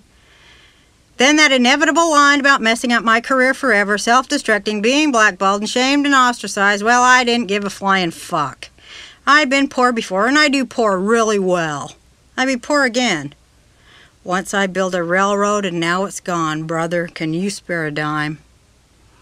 My loving husband, Bill, as loyal as a salmon in a spawning pool. Bill, the spouse who thought exchanging vows meant you could trade up, meanwhile was talking to everyone but me, including Tom. Bill said to Tom, "Listen, I just got off the phone with Matt Williams. I've been fighting tooth and nail with Rosie. I told him, Matt, man, look, Rosie's just crazy right now. Bear with us, okay? She's throwing it all away, Tom. She's throwing away $25 million. She's just throwing it away. All the work everyone's done, and she's just throwing it all away." Well, after that, how could I disappoint him? So I left. I told my husband, I called my friends, I told them what I'd done. I called Tom, said I'm done. Just gonna do stand-up. I could do a million things anyway, anything I wanted to do. Meanwhile, the network went to John Goodman and asked him if he would take over the show if I was really gone. John, bless his triple X-sized heart, refused. Laurie Metcalf said she would walk too. The network, as it turned out, didn't have a show. People were saying I was crazy, looking at me like I had grown a major pair of horns, but I didn't really give a damn anymore, and that was greatly exhilarating. I'll never let myself forget it. My AWOL lasted one weekend. There's a chance I might have been just a tad disingenuous about leaving. The show was number 5 and moving up, soon to be number 3, and we were getting a lot of press. People didn't quite get what the show was about yet, but they were hinting. Something different was the critics' assessment du jour. Arlene found a guy named Jeff Harris from Different Strokes, an old friend of hers who could do the job, she said. Well, anyone or anything would be better than Matt, so I jumped at Jeff. "You got the job," I told him, "and the first thing I want you to do is hire my friend Tom Arnold." And then I gave him a list of people to fire. Just after I came back after doing the first 13 shows, we finally got an order to do a second round of 13, which was a huge relief for everyone. The whole atmosphere improved radically, the way things brighten up at a party after all the schmucks leave. Jeff Harris, I felt, listened to me and put what I wanted into the scripts. He gradually started to see some correct method to my madness, that it wasn't just some insane, wounded brown bear out to hack everyone to pieces and ruin everybody's day. And as far as the show goes, I was always right. I can watch any episode of my show and I can tell you how I changed it, what I put in there, and invariably that's the thing that anybody ever wrote about or remembers. If some cornball stuff snuck into the stories, I didn't mind, as long as each show had one moment, because that was about all I could handle work-wise. I wanted each show to be superior and great, but if I got one twist in, that was a left turn instead of a right in every show, I could look at myself in the mirror and say, well, okay. The first show that I did with Jeff Harris as the head writer was the menstrual period show. I tried to write magic into that episode about the moon and the stars and the cycle of living things, which was all like real women's spirituality. People still come up to me and they say, hey, I learned about my period from you, thank you. Or my daughter did. Because it was the first time that periods were talked about on primetime television without being considered, above all else, a curse or a drag. It was more like, now you're into the whole universe. You're a part of the cycle of life and death. And I was so proud of that episode. That's when the show really started to change, to take on some real deep meaning for me. Tom, officially hired, was getting a good old-fashioned unofficial runaround. He had an idea for a story, centering, with laughable irony, now that I think of it, around me trying to get a job. There's supposed to be this big fight between me and Dan, John Goodman's character, and Tom worked the story out so that there wasn't any real resolution to the problem or the big fight. Good, nice, the writing staff humored him. Why don't you go home and work on it, they suggested, which was actually not a bad idea since they had neglected to give him an office. And it was primo strategy for them, since they really didn't want him around or to take any part in any of the writers' meetings anyway. How come Tom's not in the room? I demanded one day during a story meeting. Nobody had an answer, naturally. They're all looking at each other's sanctimonious and very empty faces, including, especially, Jeff Harris. You ever see that hurt, sincere look of, I would never think of doing such a thing to you, on somebody's face? Looks kind of like a filmy slick of oil swirling over pollution-choked water. Well, there was a lot of oil in the room that day. After a lot of searching and getting nowhere with regard to Tom's absence, one of the writers finally came to me with the answer. Jeff's reign as the benevolent St. Francis of Assisi of understanding just came to a quick and sorry end. The reason why Tom was not allowed in the room was because Jeff was afraid that Tom would come back to me and tell me exactly what was going on in the room. This writer had some integrity at least and respected my talent. He smuggled a tape out of a story meeting that Tom was excluded from. Everything on it was, that stupid big fat bitch, and keep Arnold the fuck out of here because all he is her fucking spy. Well, seems I had gone from the frying pan to the fire.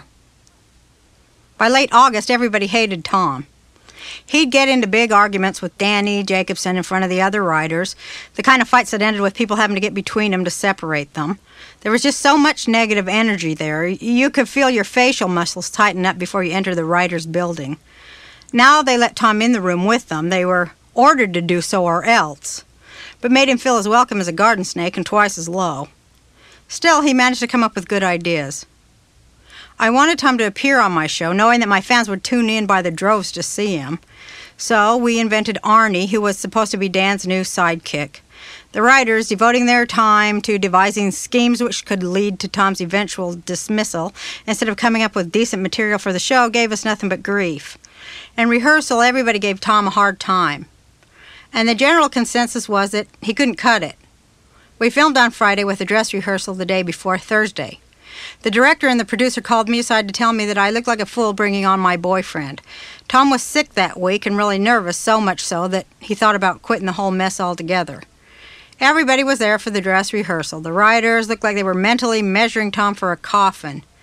When it came time, though, Tom completely nailed it. The producers were happy and got even happier when the ratings came out. The show with Tom on it became the highest-rated Roseanne to date. We had a 44 share. "You gotta file for divorce or this is it," Tom said.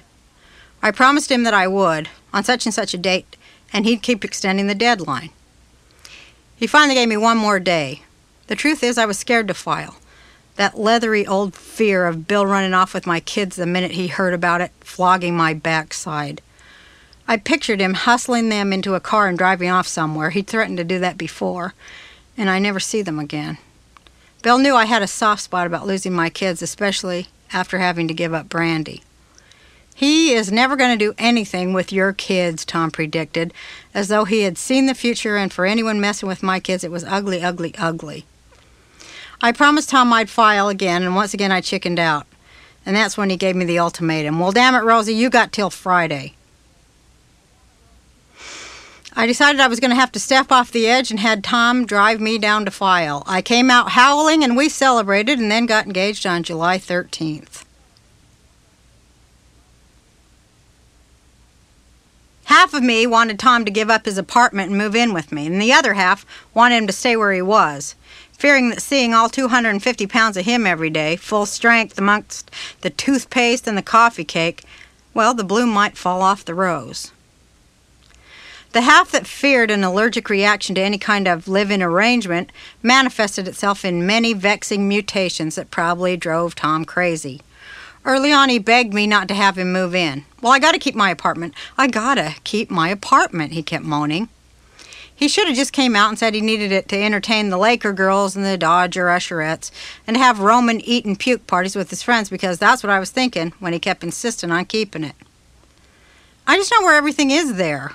I'm attached to my own bathroom. I like my bathroom, Rosie. No, you've got to get out of there. You've got to move in. I hounded him. He finally gave in. The day came for Tom to move in. He made at least 18 trips back and forth from his apartment to my house in Benedict Canyon in a car that died on every hill on a day that was hot enough to fry your eyeballs. My anxiety level had a logarithmic relationship to the amount of different furniture hauled through the doors. Tom was sweating, his knuckles bleeding, with chunks of skin hanging from him, battered from the all-day move when he set down his television set, the last of his possessions, and I finally worked up the courage to tell him that I'd changed my mind. I'm sorry, I just changed my mind, Tom. I can't go through with this. Would you forgive me? Tom looked at his skinned knuckles for a spell, and then this look of overwhelming agony gathered at the bridge of his nose, as though someone had flossed his sinuses with a toilet chain. Rosie, I'm going to stay here for, say, 1 week, okay? Okay, but why 1 week? Because I'm tired, honey. I'm tired from moving and hurting myself moving, and it's going to take me that long to get my strength back in order to hit you as hard as I need to hit you. The children decided to make Tom feel at home. Had home been a Marine barracks under investigation for criminal hazing. Tom found his best pair of shoes out in the driveway under the wheels of a car, and they stole money from his wallet daily. When they got bored with creating havoc with Tom's life, my children belovedly turned to their mother. My wardrobe was constantly being plundered, and occasionally for something to wear even, which was nice because there was a remote chance of getting the item back. Most of the time, however, it was for the sheer sport of it, like a pack of stray dogs ravaging a dumpster just for the hell of it. I was always protective of my kids. I wanted to nurture their creativity, to help them soar, never to allow them the inhibitions that barged into my childhood and turned it ugly. I raised my daughters to be witches. I did, and they are. They're very powerful, but now they have to get some of the earth in them. They don't have any earth in them. I used to let them wear big hats and big boa feathers when they were little, riding their bikes and big wheels all over the neighborhood. I wanted them to have very few restrictions. My daughters, consequently, have grown up to be incredible women. But by the time we moved into the Benedict Canyon house, the kids were full-blown lunatics. Wild, crazy, sneaking out, going to the midnight showing of the Rocky Horror Picture Show, smoking, putting their cigarettes out in the rugs, dyeing their hair black, spilling the hair dye onto the carpet, wearing black nails, black clothes, black eye makeup, and just celebrating life in general by hating all the success, and especially the child of a celebrity shit. God, we were all so happy in Denver, was a common complaint. What made everything so great there? Getting their clothes at Goodwill? Eating macaroni every night in a place where no one liked you because you were the only Jew? Is that what was so fucking happy about that place? Or was it because Bill and I, as the quintessential ma and pa, were so goddamned happy? I think what was so scary for them was not that I became famous, but because when it happened so quickly. I was Mom, just Mom, who everybody takes a swing at. Mom, the great big old house cat, always good for a laugh and a couple of bucks, not to mention being the best eat-to-commiserate pal who ever cried through a funeral, a screwed-up boyfriend, or a betraying girlfriend while boring through a kitchen table full of deviled eggs and little sandwiches. One minute she's just Mom, someone to fight over the hot rollers with, and the next thing you know, she's famous and everybody likes her. And then this guy who really loves her moves in, and he won't cut you any slack to save his sorry 4-lane ass. It was Tom, the biggest anarchist ever to piss on a cop's shoes, who really started laying the law down with my children. First thing he told them is you don't use abusive language with your mother or tell her to shut up, get bent, or go fuck herself. Axe that stuff right now. They'd never heard anything like that before. And it hit them like that stun gun they used on Rodney King, only he went down. What? Well, who the hell are you? One of them bellowed. My kids could bellow real good, too. Well, you're a fascist, that's what you are, my daughter Jenny sneered at Tom. No, you don't talk to your mother like that, Tom blithely persisted. And you know what? You do things for your mother. And they had never, ever heard that because Bill, all he ever did was blame me for everything. Tom was forthright with the kids. You know, I really love your mom. And I can be your friend or I can be your stepfather. And I need to be your stepfather right now. They never could really hate him after that. And having a stepmother of his own, he understood some of what they were experiencing at the time. He knew where the resentment came from and how the mistrust and contempt muscled their way to the front of every confrontation. He knew how they suffered, and it probably kept him from killing them a couple of times over. My son Jake was 11 years old when Tom moved in. The extent of Jake's dad-like paranoia manifested itself one day when Tom and he were playing tennis out in our front yard. Tom was his usual self, swearing, screaming, and hollering when he missed a shot. "Be quiet," Jake said. "Somebody will come and shoot us." "What? Nobody's going to shoot us. Where'd you get a fool idea like that?" Tom scoffed. "You think maybe from Bill, who always talked that way and always kept guns around the house and made sure that we knew he had guns? Let him try to shoot us, Jake. I'll kick their fucking ass." Jake liked that.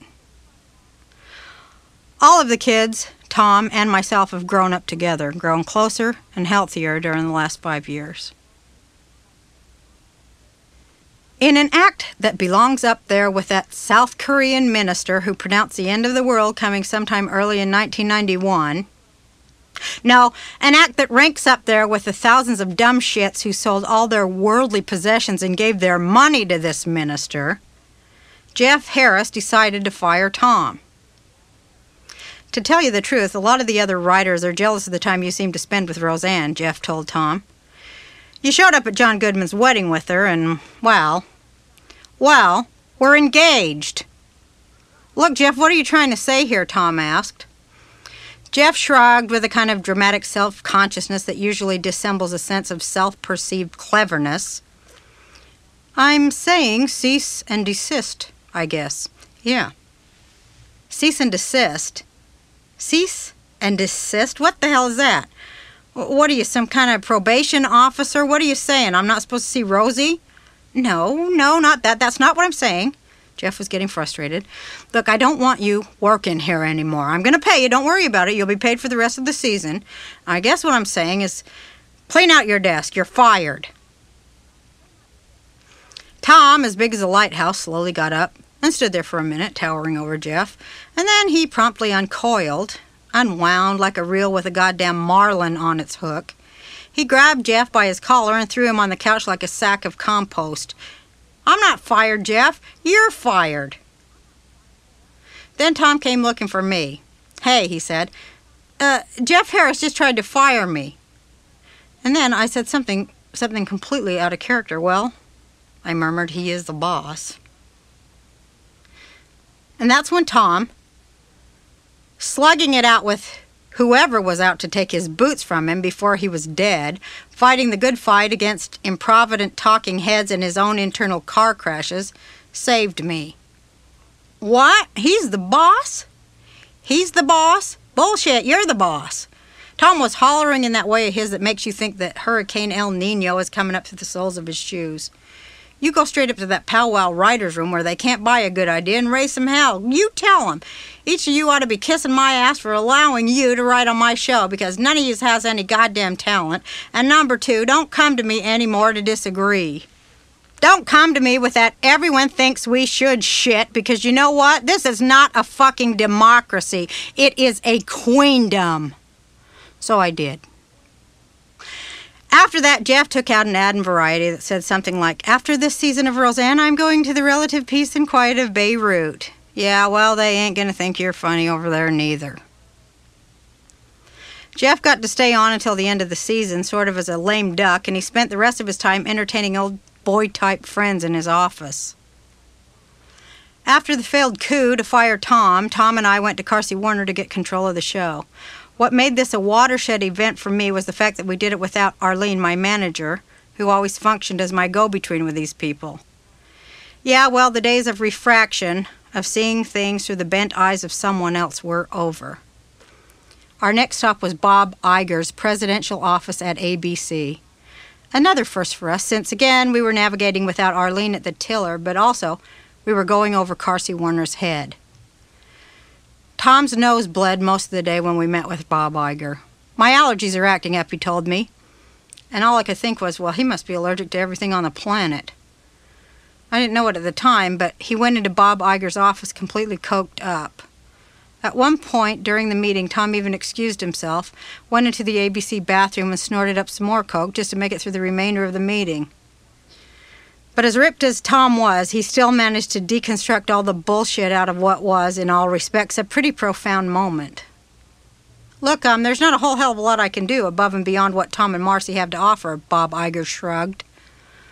Well, wait a minute, Tom put his hands up. Now, I used to work at Hormel, and I'll tell you what. The meat people? Yeah. And there was a boss. See, it was like the head guy, the guy that made all the decisions about everybody, and that would be you, the way I look at it. Okay, Bob Iger nodded patiently. And if a supervisor of a department, let's say that department was the Roseanne show, disagreed with the head boss on something, it seemed like the head guy would get the final decision. I mean, that's the way we worked it over there at Hormel. Bob Iger seemed to extract something from Tom's little analogy. Yeah. Well, yeah, he agreed. See, at the meat packing plant, we did things a little different. I expected the network to be run at least that efficiently. After Tom got Jeff fired and we took over as executive producers, things lightened up and got better. Bob Iger received a big promotion and told me face to face, quote, "I want you to know that I know I got this promotion because of the improved atmosphere over at your show, and I owe you one." How very nice of ABC to repay me by canceling my first and second projects at the network, including the Jackie Thomas Show, which finished its run 10 points higher in the ratings than Seinfeld that same year. Jackie Thomas was far ahead of its time, and I'm proud of it. Boy, at least the workers at Hormel have a fucking union. Tom and I were asked to honor Bette Midler at her birthday party. I had one glass of wine and something snapped. Maybe all the alcohol from that particular bottle wound up in that glass, or maybe someone slipped a hit of acid or some chloral hydrate into it. Whatever it was, I turned into a runaway 18-wheeler, and all I could do was lay on the air horn.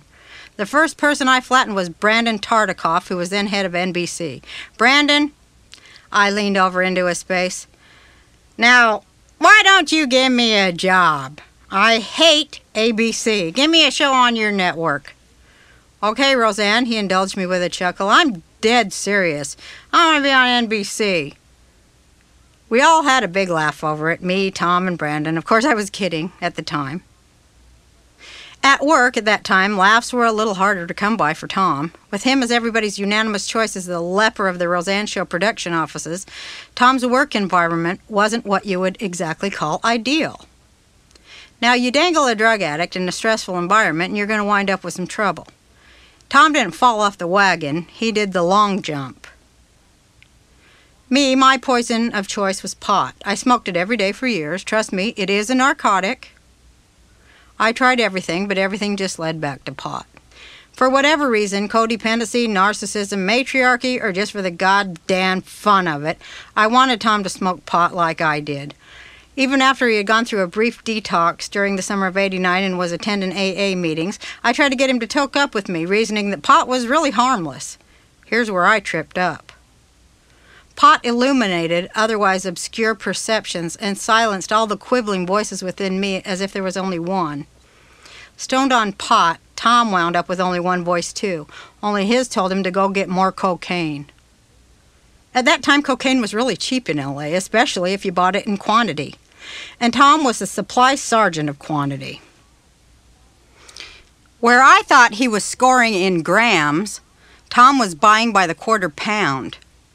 And then he used as if the fate of the human race depended on him snorting up enough coke to scorch the inside of his skull, chopping and spreading out the white stuff with the gusto and speed of a Benihana chef.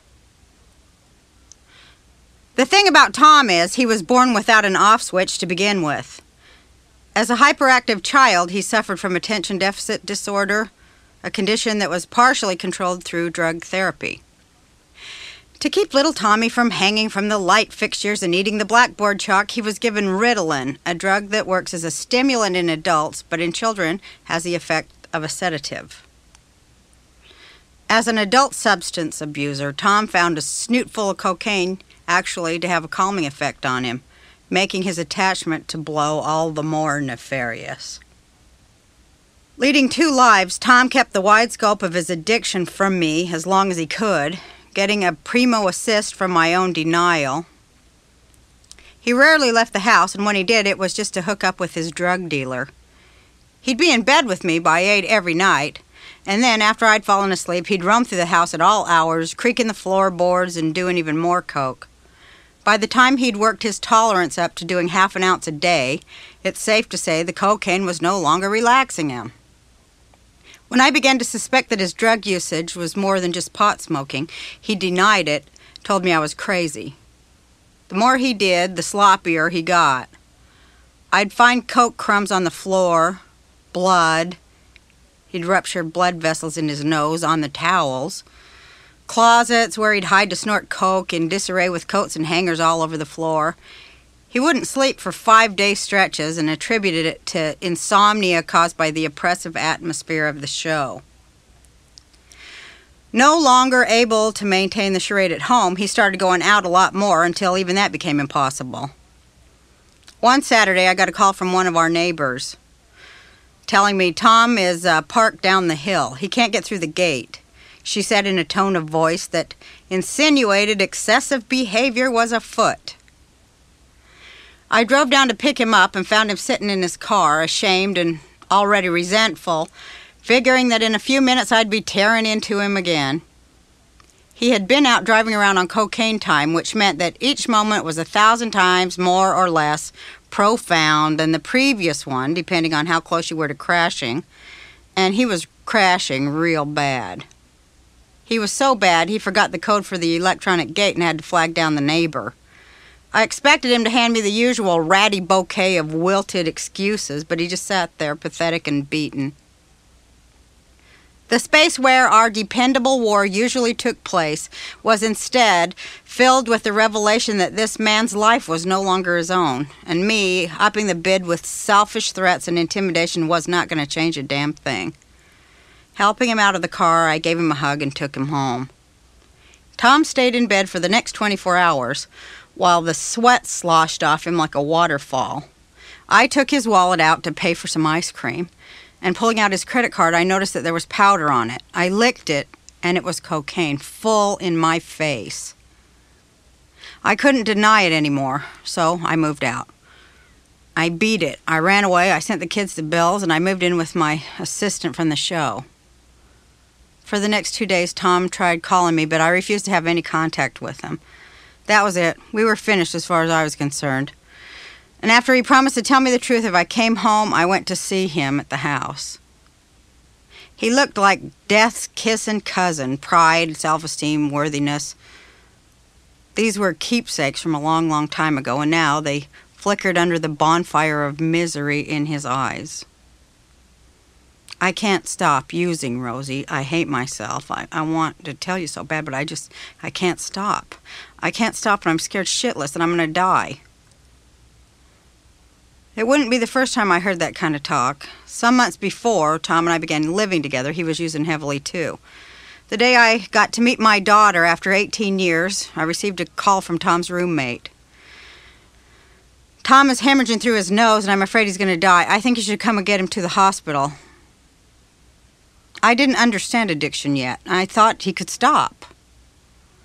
That night, after returning from the hospital where I checked Tom in and taking Brandy and her mother, Gail, back to their hotel after dinner, I just sat in my Jeep in Westwood and cried until the sky turned black. Tom and I were planning to be married on January 20th at the last event ever held at the world-famous Coconut Grove. Aside from the show, my kids, and my husband's problems, I also found time to plan a wedding. Tom was checked in at Detox in Century City for the second time in less than a year. I wasn't about to marry a cokehead and expose my children to some lying, nose-bleeding high wire act. No way. After he'd been in for a few days, my resentment subsided enough for me to go down there and confront him about all the lying he'd done to me. I know I was supposed to be hurt, and I was, but anger, as a tool, required no assembly or instruction manual. "Look, Rosie," Tom said in a low, placid voice, "I'm going to get sober for myself. I don't know what that means, but I'm not going to be able to be around you at all if you keep using." Boing! After being the caretaker and the emotional janitor for so long, here for once the tables were turned. And after a long silence, I said, "Yeah, okay, well, I'll quit too." Visiting Tom became some kind of Jungian descent or catharsis. Each time I walked through the doors of that place, I was never the same person I saw through the glass on the way out. The first time I came breech-loaded with resentment for Tom, whom I blamed for all my confusion, disenfranchisement, and pervading dread. I was alone because of him. People hated me because of him, so on and so forth. We had a major battle right there in front of Tom's therapist. I tried to stir him out, but the therapist convinced me to stay. She had a film she thought I might be interested in seeing. "I'm not staying. I don't need to be here," I snapped. But after I made a fool of myself, making that clear to everyone, I ended up staying anyway. And the film was about addiction. And as I watched, I came to realize that I was using food as a substance the way that other people use drugs and alcohol. I heard that drug abuse and food disorders could be traced back to sexual abuse. And that was about all I could take for one sitting. I had to get out of there. I wanted to be anywhere else but there. Something inside of me started to shake. I had no pot to quiet it, and it started getting louder and louder. One of the reasons Tom figured he used drugs so much was to forget and to screen out and to hold back some of the childhood memories that he'd had to live with. While he detoxed, he also underwent some intense psychiatric therapy. Tom's mother, the biggest, baddest biker bitch who ever shaved her legs with a hunting knife, gave him his first beer when he was 14. By the time she was 21, she had been divorced 4 times. He lived with her for a short spell, and the day he moved in, she laid down the law. "Well, here's the rules. You can screw whoever you want, you can have your hair as long as you want, and here's a beer, relax." She and her boyfriend made Tom the drummer in their band so that they could get drunk at the gigs and then Tom could drive them all home. Tom, you see, was the Daniel Boone of alternative lifestyles. "Something really awful happened to me when I was a boy," he told me, after we hugged and ragged on each other in this visit. Tom's mother was an alcoholic. She'd abandoned the family, and he was living with his father. When he was 7, he went to visit her. She had some boyfriends at the house, all of them drunk and carousing. Tom remembered that they locked him in the trunk of a car and then pissed on it. There in the darkness, he could hear them laughing, and he could hear the sound of their piss trickling across the trunk. I went home that night, and I was staggered by Tom's revelation. That was the first night that I remembered something about myself. I had my sister Geraldine on one line and Tom on hold on the other. The image that I had carried with me my entire life, that used to scare me in my sleep in the dark when I was alone, the maniac face, which was always there, and I never knew why. Well, this time it wouldn't stop. It wouldn't go away. It was blurred at first, like a bucket filled with roots and broken eggs and scrawled over in smudges of red, but it started getting clearer and clearer. All the parts of the picture began to behave and go to their wicked corners where they could do more harm in harmony. And the hand coming down into a cheek, the lipstick crawling across the taunting mouth, and then it resolved into my mother. Her face matching against the maniac face. And I just lost it. Oh my God, I started screaming to my sister, "It's Mom! It's Mom, Geraldine, it's Mom!" Geraldine tried to talk me down. "You know you never did it to your kids, Roseanne. You're a good mother. You're not like that. You never did anything horrible like that." When somebody's nice to you after or when you've been abused, you tend to take the smallest kind thing that they've done for you and make the whole world out of it. Well, my sister did care for me and was comforting at the time, but she knew everything. She was there at the big family confrontation in Las Vegas. She had her own secrets, her own gallery of maniacal faces. "You can come over here," Tom, waiting on the other line, invited. I got in my car and I drove, the miles peeling back the lid over my memory and all these images flooding in. I remembered my mother's sadism and how much abuse she had put me through. A certain kind of abuse until I was old enough to talk, and then something ritualistic and sickening and sadistic. I came home from school one day at 5 years old to find her covered with ketchup laying on the floor like she was dead. I started to scream, and then she got up and sneered, "It's just ketchup, you idiot." Once she pulled a knife on me and threatened to kill me if I didn't get over to my grandma's house real quick. When I was 3 or 4, she liked to have me strike nude poses with her in various sexual positions, and then there was touching, but not the healthy, loving kind. It was called tickling, but it somehow always found its way south. The mental torture was probably worse at the time, because that I understood. If anyone ever said something about me, be it true or false, my mother always took their side. I'd scream, "It isn't true," until my throat was raw. "Shut up," she'd tell me, and choke me by covering my nose and my mouth. There was this confusing collusion between her and everyone who wanted to hurt me.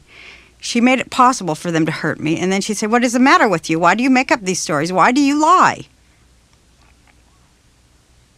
Dad, well, he didn't care. He'd be gone for days at a time, and we'd either find him in a pool hall drunk or some other place where he didn't belong but fit in well.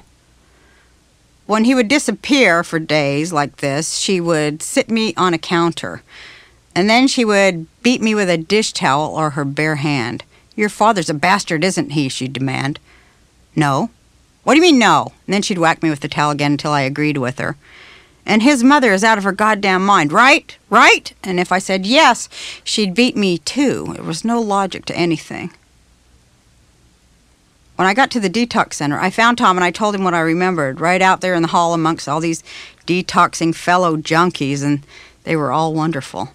They put their arms around me and held me and told me it'd be all right. These strangers with problems of their own had real compassion for me. I sobbed so hard I couldn't breathe.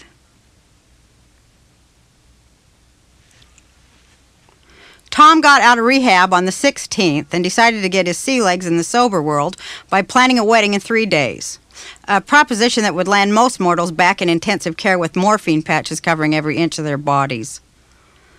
Tom, who, if you described as hyperactive, it would mean he was having a sluggish day. Tom, a sugar rush personified, pulled the whole thing off, and he did it without sleep. Fresh out of detox, he was clean and sober, but his metabolism was haywire. When he was using, cocaine told him when he could sleep, and now he had to tell himself, and it wasn't easy. As a result, I had the only 24-hour handyman.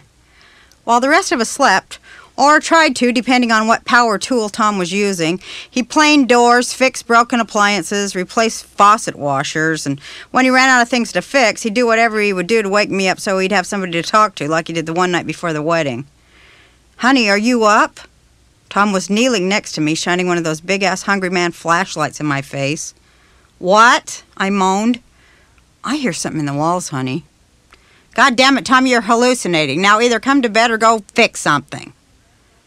For the next 3 nights he came in, insisting that he heard something, and I figured he was just overwhelmed by all the changes he was going through. Marriage, sobriety, stepfatherhood, and of course all those 6-foot-tall termites gnawing up his ass every day in the writer's room. Our little informal wedding at the Benedict Canyon House ended up with 30 guests and 50 bodyguards. Photographers were hanging in the trees, on our roof, and while the number of helicopters hovering overhead and swooping in for pictures equaled the number used in platoon. Like a pigeon that pecks at a colored dot 1,000 times without giving up, I was still trying to get close to my family. We invited both families, Tom's and my own, out to our wedding in Los Angeles. No one in my family gave us any wedding presents, their rationale being that their sheer presence was gift enough, which I gotta say is a real stretch in light of the fact that less than a month before I had had that electrical storm of memories about my mom. The wedding went well, considering the company. Tom had a beard now, which he grew during rehab and which made him look like a World Federation wrestler in a suit. The idiots who sold me my wedding dress forgot to remove that chunk of anti-theft plastic. I had to cut the lace around it, so the dress looked as if a dog had taken a bite out of it. My son Jake, Tom's dad, and Tom's AA sponsor were the best men. My sisters were matrons of honor, but refused to stand next to Tom and me until I hollered at them to get their frilly asses up there. I wrestled briefly with the idea of confronting my mother about the memories of my abuse, but the thing is, when you first get your memories, you spend a good deal of time doubting them and challenging yourself. For example, could this really be real? Did I make this up? You know they are real, but you're dying to give the womb you crawled out of the benefit of the doubt. Also, I was in prime time denial. Well, whatever my mother did, it was a long time ago and she messed up. She's been to therapy. I can just put it behind me now, so she can't be like that anymore. I just kept quiet while my parents rode around in limousines. And the honeymoon had its moments. We spent our wedding night at the Beverly Hills Hotel and then had our limo driver take us up to Duke's on Sunset Boulevard for breakfast. When we came out, the limo was gone for some reason, so we hitchhiked back to the hotel. The tabloids missed out on a great picture there. They did, however, follow us down to Mexico, where we were ambushed by photographers at the airport, while a big fat Mexican sheriff stood by and let these shutterbugs, vermin to be exact, blind us with their flashes. Still, for the most part, the trip was an absolute gas, mainly because we scrapped the original plan to stay in Acapulco for 2 weeks because of paparazzi, for an all-out nostalgia bedecker. Taking advantage of the rented jet we had at our disposal, we flew to see Tom's grandparents, and then to see Brandy in Austin. We joined the Mile High Club. After that, we swung up to Minneapolis to hang out with friends and finally wound up sleeping in Tom's childhood bed at his parents' house in Iowa. It was all really even better than what we had planned.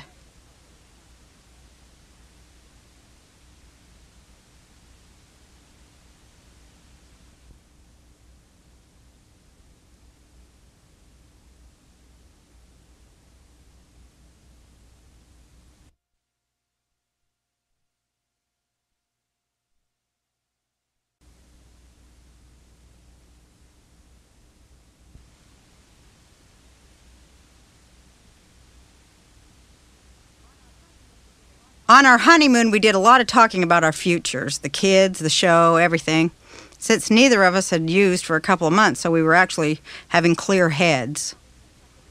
You know, it seems like everything your sisters do, they do out of resentment, Tom said at one point. He reached this conclusion after my sister Geraldine decided to quit working for the Roseanne show, maintaining that she needed her freedom. So she hired an old friend of hers from Salt Lake to take her place at a fraction of her salary, the balance of which she kept. I had been developing this cartoon, Little Rosie, based on my life, including members of my family. I'd been talking about it for quite a while, and I finally got to a point where the whole thing was coming together. Geraldine announced that she would write, direct, and produce the cartoon, which was a nice thought since we were busy with the show, but Geraldine wasn't Walt Disney. And at the end of the time limit we gave her, she had no script, no outline, no nothing, as usual. When the deadline came and the producers came down from Canada, she had a total of 8 words on paper. This is the story about a little girl, or something like that. if it was even that descriptive, but that was Geraldine. The November before my wedding, my sister Stephanie was going into one of her depressions. I wanted to do something to lift her spirits, to show her that I loved and supported her. Maybe if she came to stay with me for a while and got out of her present surroundings, it might speed her emotional recovery, so I called her. You know, I want you to come and spend some time up here in Benedict Canyon. Why don't you come up for the weekend? Well, I have something to tell you, she said. I cannot ever come to see your house because it really makes me mad that you have a nice house. A lot of Stephanie's percolating hate for me was really for Mom and Dad, classic aggression transfer. I was really like her parent. She was 11 years younger than me. My mom literally gave her over to me to raise, and I did. I brought her to Denver, supported her for years, dragged her out of bad relationships, and then brought her again to live with me in Los Angeles. I usually let Stephanie's bitter little comments like that go. Up until recently, I just felt sorry for everyone but me. But this one hurt, and this one cut deep. This is exactly what happens to survivors like me. The whole sick family thing always expects you to be the emotional handyman, the Mrs. Fix-It, the person who holds the whole rickety, corroded mess together. When I went into show business and actually began to make money, it was assumed that I would take care of my family forever.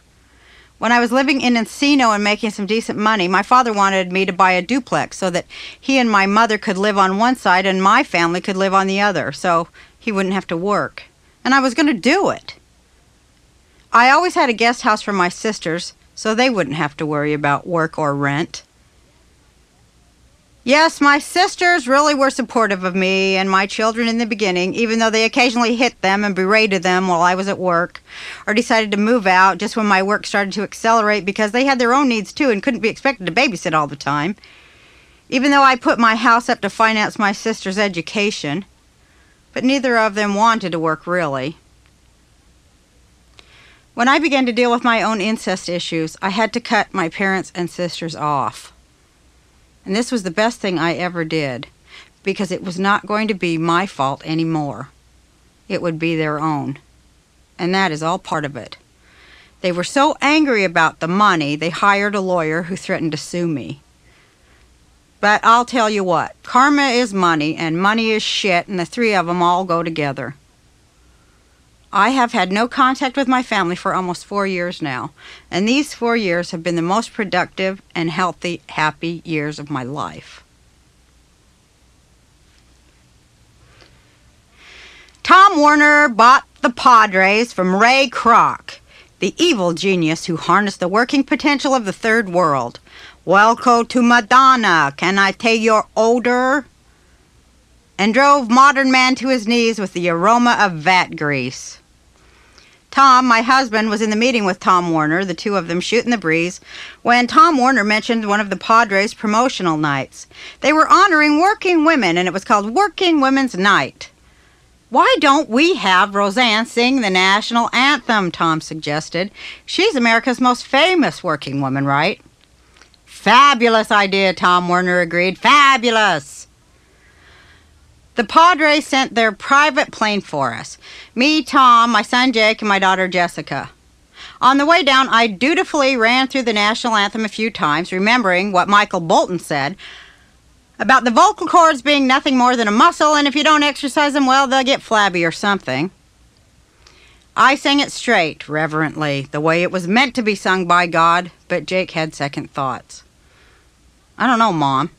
I'm kind of worried about all those people who might think that you're making fun of the country. Nonsense, they aren't going to think that, I told him. With all its concrete and imposing overhangs and cantilevers, Jack Murphy Stadium looks like the Coliseums in those Kirk Douglas movies where they crucify people upside down or throw them to the lions. It's a big, in-your-face place, and walking onto the field to meet the players, I could feel my vocal cords knotting up into a fist. But the players made me feel at home. They thought it was really great that I was going to sing. Everyone thought it was really great that I was going to sing. Humorous. It was supposed to be this cute, kitschy thing, and in that spirit, a bunch of the ball players said, "Hey, when you're done singing, you ought to grab your crutch and spit." "Oh, yeah, honey, that'd be great. You gotta do it." Tom was right in there with them. By now, you may have guessed that there were a number of things I hadn't accounted for. First of all, I found out that I'd be singing between games, meaning that the whole stadium, which was a sellout at 64,000, was already working on 400 tons of beer. And two, San Diego, which is sometimes called the cradle of California civilization, is a rather conservative place, with all its military bases and Mr. Pete Wilson once running the show. Most of the blacks in the city are on the baseball team. As I walked towards the field to sing, the 64,000 fans went absolutely wild, screaming and cheering. I could see the ones near the railings, and let me tell you, alcohol poisoning was a definite maybe. A lot of angry, peptic smiles, the kind you see at award shows on the faces of the losers. So I got led to my spot, and the usher hands me the mic and he motions for me to start singing. "Whenever you're ready, Mrs. Arnold."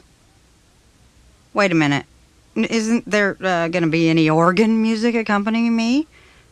He just shrugged and walked backwards really, really fast. But there was no music, no accompaniment, and worst of all, no note to even start me out on. Just 64,000 people waiting for the anthem to be sung, God damn it, so they can sit down again, many of them already beginning to do so. I never thought about asking for music. I'm not a professional singer, I don't know. And I didn't know you had to start out in a really low key if you had any hope of making it through the song at all. And I still didn't know until I sang the first 5 words, and when I hit that note on C, my voice cracked and wavered like a yodeler singing through a tubal ligation. The more I tried to steady the note, the more the bottom dropped out of it. You talk about your candle in the wind, baby. I chased that note all over the goddamn scale and back and still never caught up with it. And then I couldn't even hear myself because one of those military bases picked that time to scramble their bombers, and all I could think was, oh my God, I started too high. I started too goddamn high. And then I realized it wasn't bombers flying overhead, it was booing. They were booing me. Even the orphan kids there on the field day, even the nuns. And that was the last straw. Fuck 'em all. On the last note, I decided to punish them with my voice, and I made the loudest noise I've ever made in my life. I saw Tom shaking his head like, for God's sake, don't go through with it, but I did because I had to. I grabbed my crotch and spit, trying to make it at least funny at the end, but they weren't even buying that.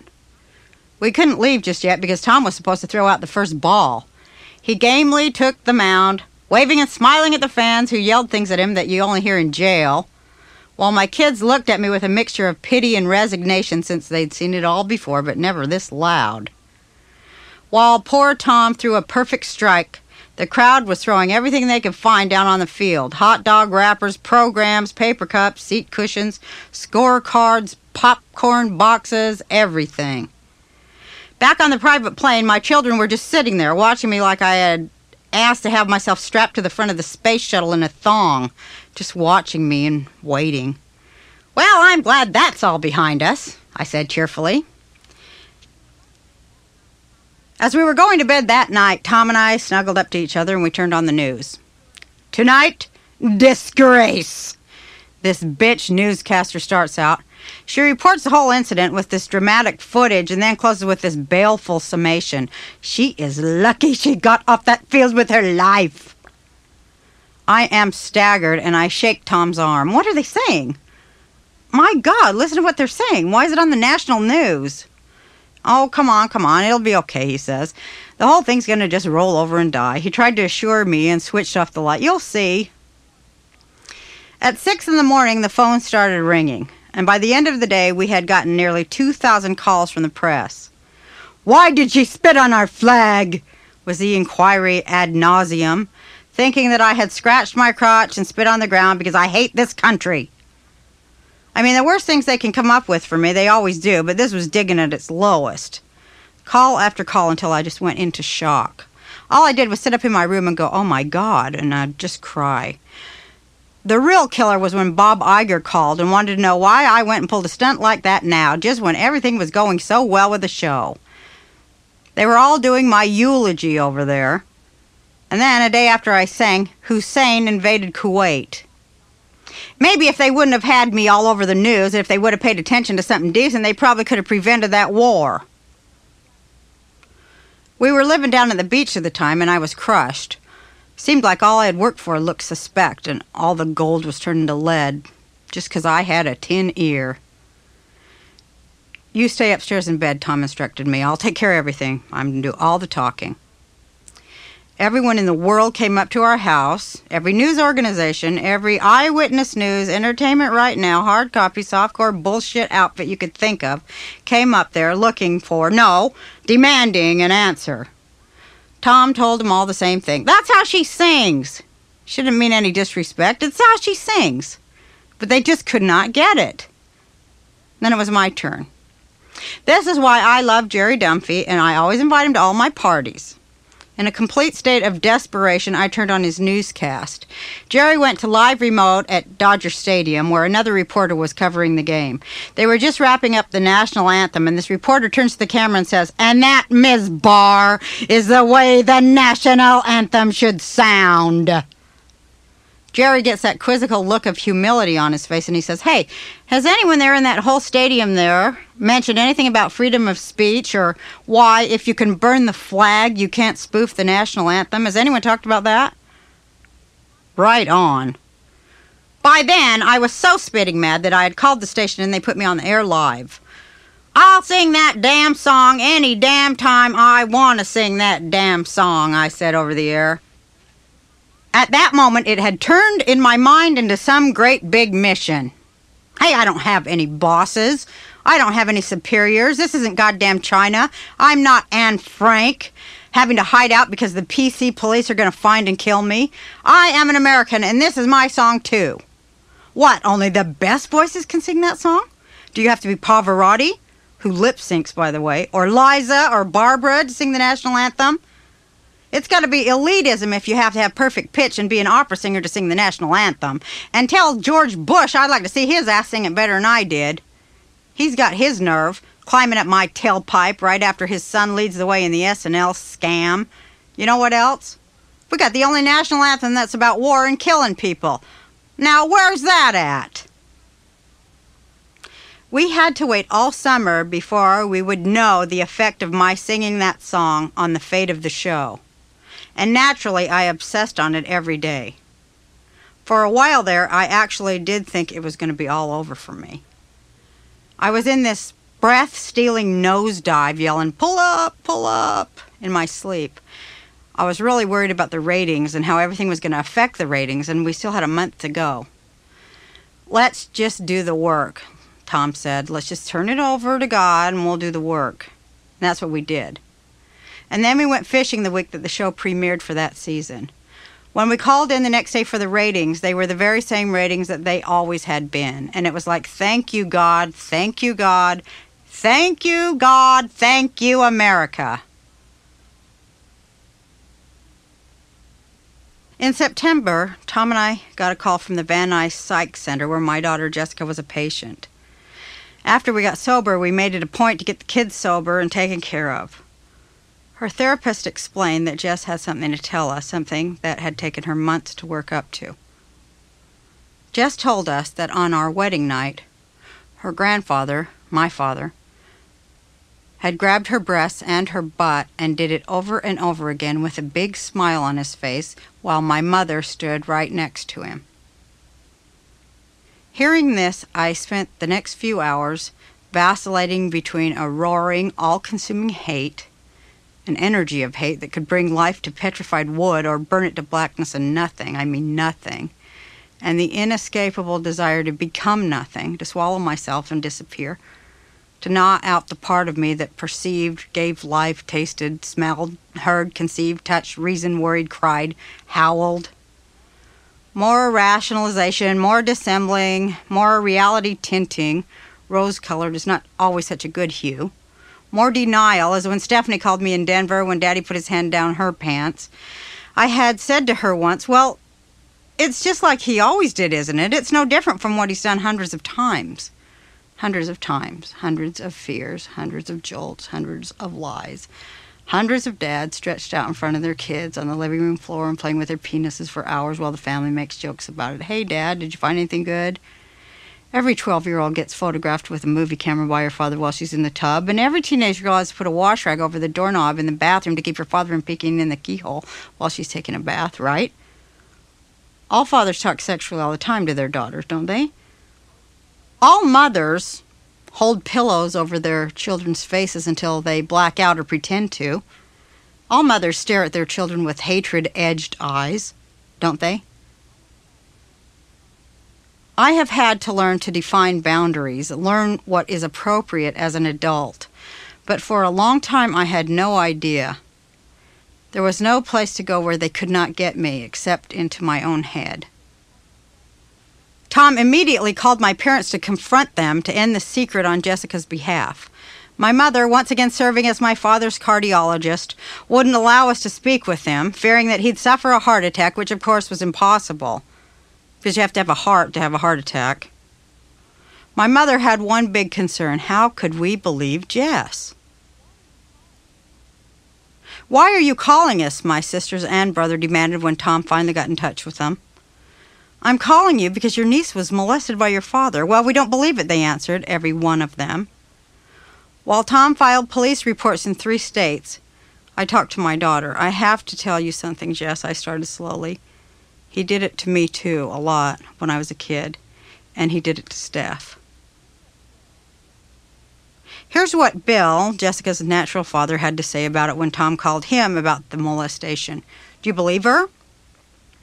"Rosie and I both believe Jess," Tom said. "There's no reason for her to make up a story like that." "Well, I have to investigate the facts first," my wise, always circumspect ex-husband hedged. And then he went and resumed contact with my mother and father, commiserating with them.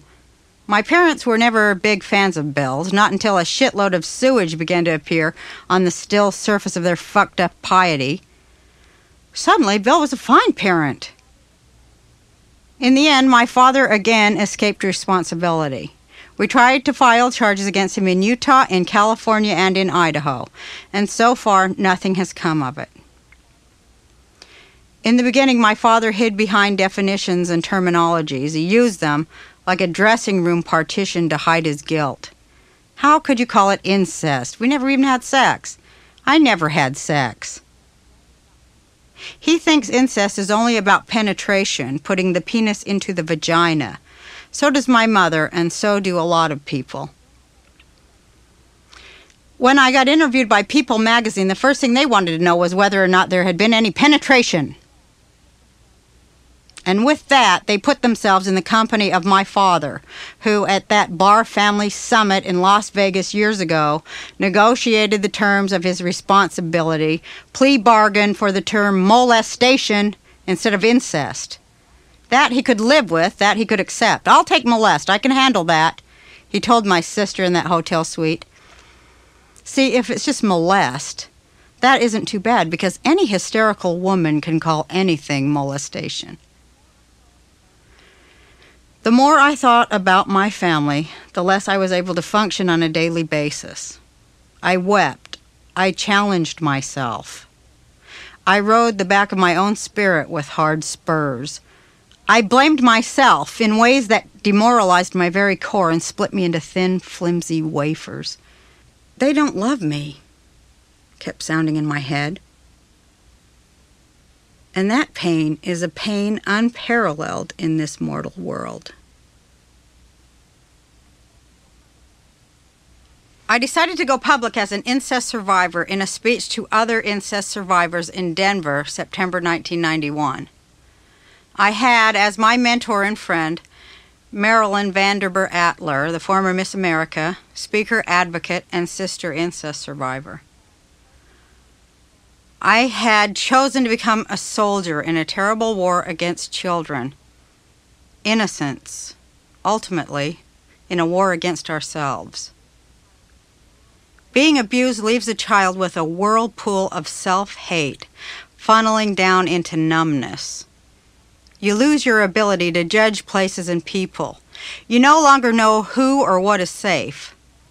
An abused child becomes a perpetual victim in situation after situation, time and time again. There are two kinds of power, says the author Starhawk. One is power over, which is always destructive, and the other is power from within, which is a transcendent and creative power. The problem for me from the very beginning was that I needed to believe that my inner power belonged to everybody else. I thought myself only a trustee saving the world. Later, when the smoke cleared, I realized that it had just been myself I was really trying to save all along. It certainly seemed easier when I projected all of that hot air into the giant life raft, the imaginary ark that would carry womankind herself over the flood of falseness and betrayal. I knew I was destined to come to Hollywood. I'd always had that idea. I knew what the message would be, and I knew that the medium was the message. Thank you, Professor McLuhan. I came to Hollywood to take over, to claim TV as the new preserve of woman.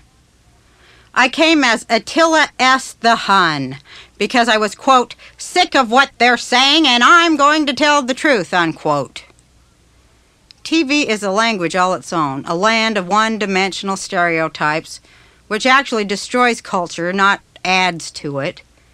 TV is anti-art, a reflection of consumerism that serves the power structure. TV is about demographics. Demographics are about women who buy products. Women have been made prisoners of TV.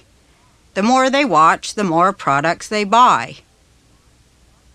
Why then, if TV is largely a medium for and about women, are most of the women on TV being raped, murdered, humiliated, degraded, reduced to their body parts, and verbally attacked? The more power we are told and believe we don't have, the more power we're willing to concede. In my show, the woman is no longer a victim, but in control of her own mind. I wanted to make family sitcoms as we know them obsolete. I wanted to make television that is not a tool of corporate America. Television that is instead in direct opposition to corporate thinking altogether. The Roseanne Show is a show about America's unwashed unconscious. Every episode sprouts at least a seed of something banal turned on its own ass. Something so pointedly anti-academic and incorrect, filtered through a working-class language that claims every male-defined thing, from family to economics to God, as belonging rightfully and at last in the realm of women. I became a fighter, a soldier in 1980. I wanted to bring to the stage, to the media, to the arts, and to my own life the idea of a woman who was not a victim, who was strong and brave, sly and mouthy. I created a television show called Roseanne, and Roseanne became the battleground of and for myself. To allow for the freedom and the creative control, the growth of this show, I had to become strong, brave, sly, and mouthy as that woman you see on TV. Many people have written me to say that they have been inspired by the stories and the family dynamics and honesty of this show. Nobody has been as inspired by it as me. Because of the success of this show, I have been given the incredible opportunity to turn my life around, to get up when I was headed down. I almost did go down for good when they gave men the credit for my work and degraded me for being successful while rewarding my male friends for doing the same, called me a liar when I spoke the truth, attacked my husband as a charlatan for loving me. But I didn't go down after all, because the men and the women inside me refused to let me. And surrounding me, they yanked me forward and in back to them. I belong away from that world of snakes and carnival barkers, that world of cynicism and bitterness that walls out the light of heaven and tunnels it into a channel that can be switched off and darkened. I cared the most. To my kids, I'm sorry. I'm sorry for the time lost in haste and worry and practice for a place that would later never be. I'm sorry for the times when I could not make my arms available to you. afraid of the damage they might do since they seemed not to be mine. I'm sorry I wasn't there so much of the time that I gave you. So many me's would answer back at you across the river I could not swim. I'm sorry for the times of violence from my own mouth and from my hands that hardened those soft places you held sacred. I'm sorry for leaving you in unsafe places. I did not know where the ground was broken, and stepping over those fissures was all my life. I did not want to know. I could not bear to know. I'm sorry for the trademark of stories I brought you, a hand-me-down quilt of memories that transcends speech, or lie just below, uncovered, shivering, naked, circled by genealogical buzzards, diving and swooping overhead, waiting to sucker the rot left to me and pass to you. God, freeze the family hands, lips, the thousand diseases of us, this time, in this generation. Spare me my grandchildren, as you have spared me.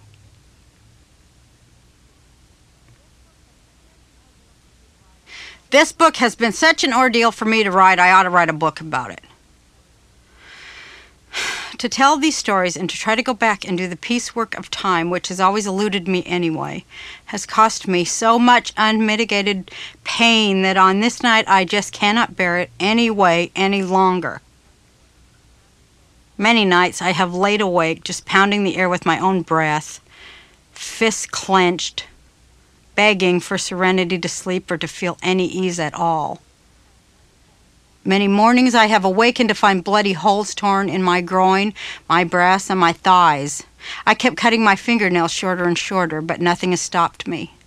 Not gloves, not clothing, not psychoanalysis, including one brief hospitalization. Upon finding myself in Barstow, California in my car, having forgotten how to drive and thinking only of going to the parents' house in Salt Lake City to corner, contain, frighten, and shut them up. I set out to write a book about surviving incest and abuse. I so very much wanted to write a happy and inspiring story. Tonight again, I know there is no happy or inspiring ending to any of this, only that I have lived through it. And in spite of its hovering and crushing weight, just the reality of it, just the possession of my body and mind and soul in the aftermath of it, somehow I, like millions of others, carried on. This carrying on seems to mean nothing most days. There simply is nothing else to do. Some days I feel as though I have lost too much and nothing will make it better. Nothing at all. Not drugs, not alcohol, not speaking out as an advocate, not therapy, not writing, just nothing, nothing, nothing. I survived my childhood by birthing many separate identities to stand in for one another in times of great stress and fear. Each one was created to do only one thing. Every day is a struggle to remember, to hold on, to choose, to live.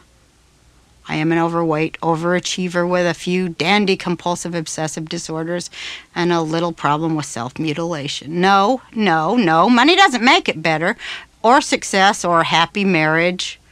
Every day I teeter on the edge of a razor blade. If things get too bad, I go away and somebody else comes in and tidies up the humble abode of my mind.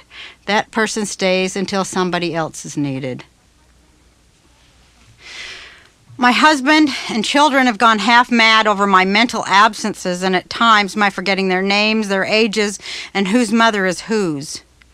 You don't understand. Perhaps you don't want to, or you simply can't. There is no scarier chasm of darkness than the human mind. Being many has given me my life. It was a basic correction in evolution that needed to be made to allow for my survival.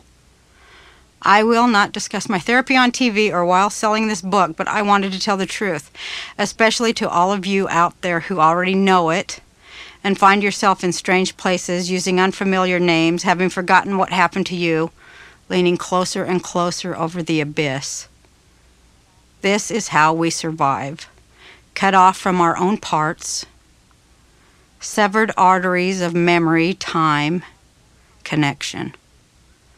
Like vampires and night creatures, we wander the earth alone, haunted, not owning a body, just temporarily inhabiting one.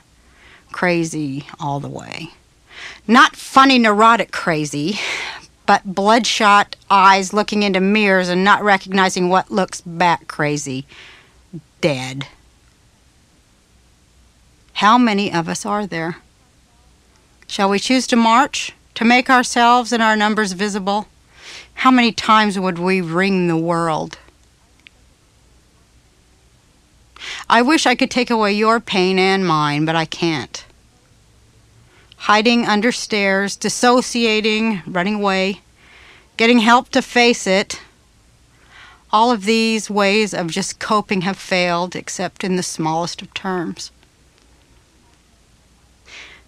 The sneering smugness of my family of origin revolts me, even though I know the truth of their victimization too. I am so impotent I cannot even hate them. They're too sad.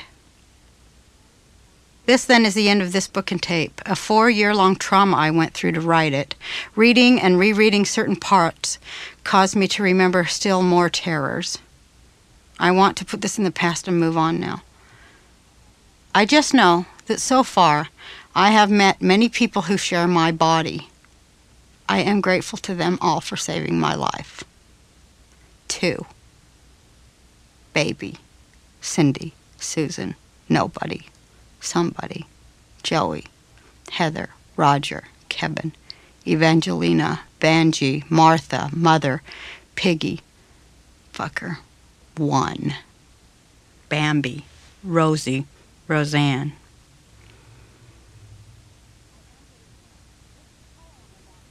I am getting well. This is a poem about remembering happy childhood memories, which I thought was a fitting way to end this book, tape. The day my childhood, happy and red, snaked up on me from behind, as I, bandaged and prone, began calling for forgiveness and names to quiet the shellings of brick and dirt tenements of memory.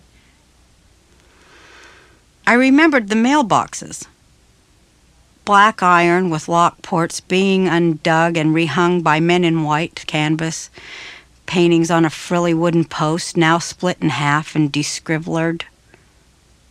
Then the painted, faded, redded porch gave way to concrete and flower boxes to steel, while apricots and roses bloomed and fell, and machines ate grass with sawing motions that left the jagged smell dancing and sizzling up from the ground, while white and yellow puffers' heads, torn off, flew straight up and ran like shots from a gun. Me peeking from around where dirt became rock and then something harder, red-nosed and nasty, smirking in stolen breaths while I watched fairies and parrots intertwine as the shadows crept from under the house and spilled out along the grass into the street, soaking its hedges. I hovered the little sidewalk that led to an arbor of purple grapes and green leaves crunching, and twistled on an arch that might have been mirrored. The blue of God's heavenly eyes so vivid that day, just for me. A young girl in corduroy overalls and black mushroom hair.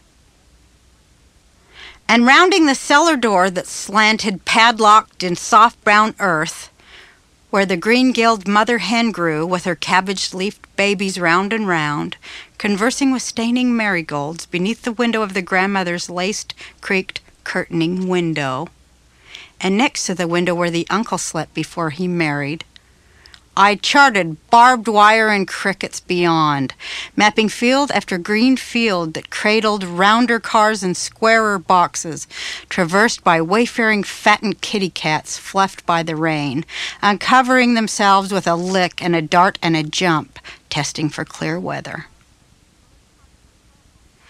Above, the birds hopping on telephone wires like proud soldiers, blue uniform tapping out their Morse codes.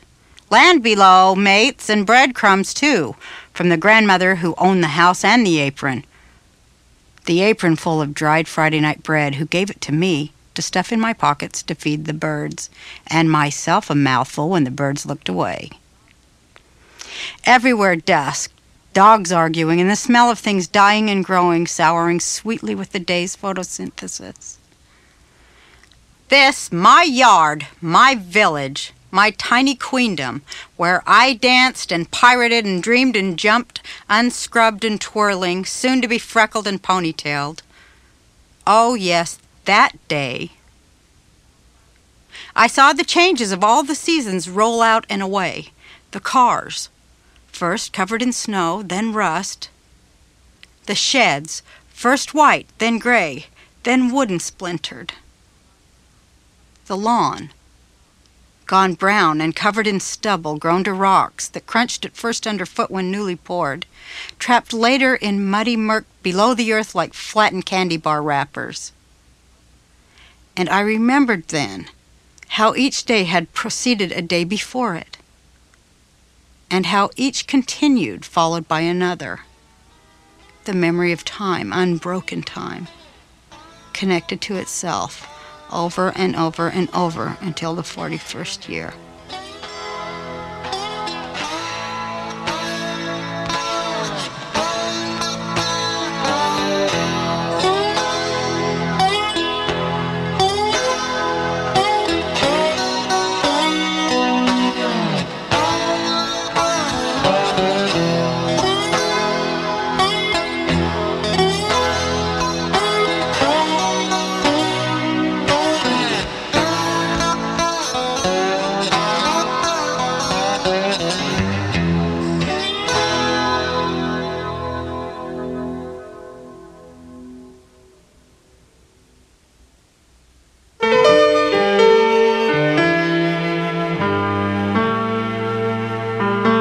This has been a Random House Audiobooks presentation.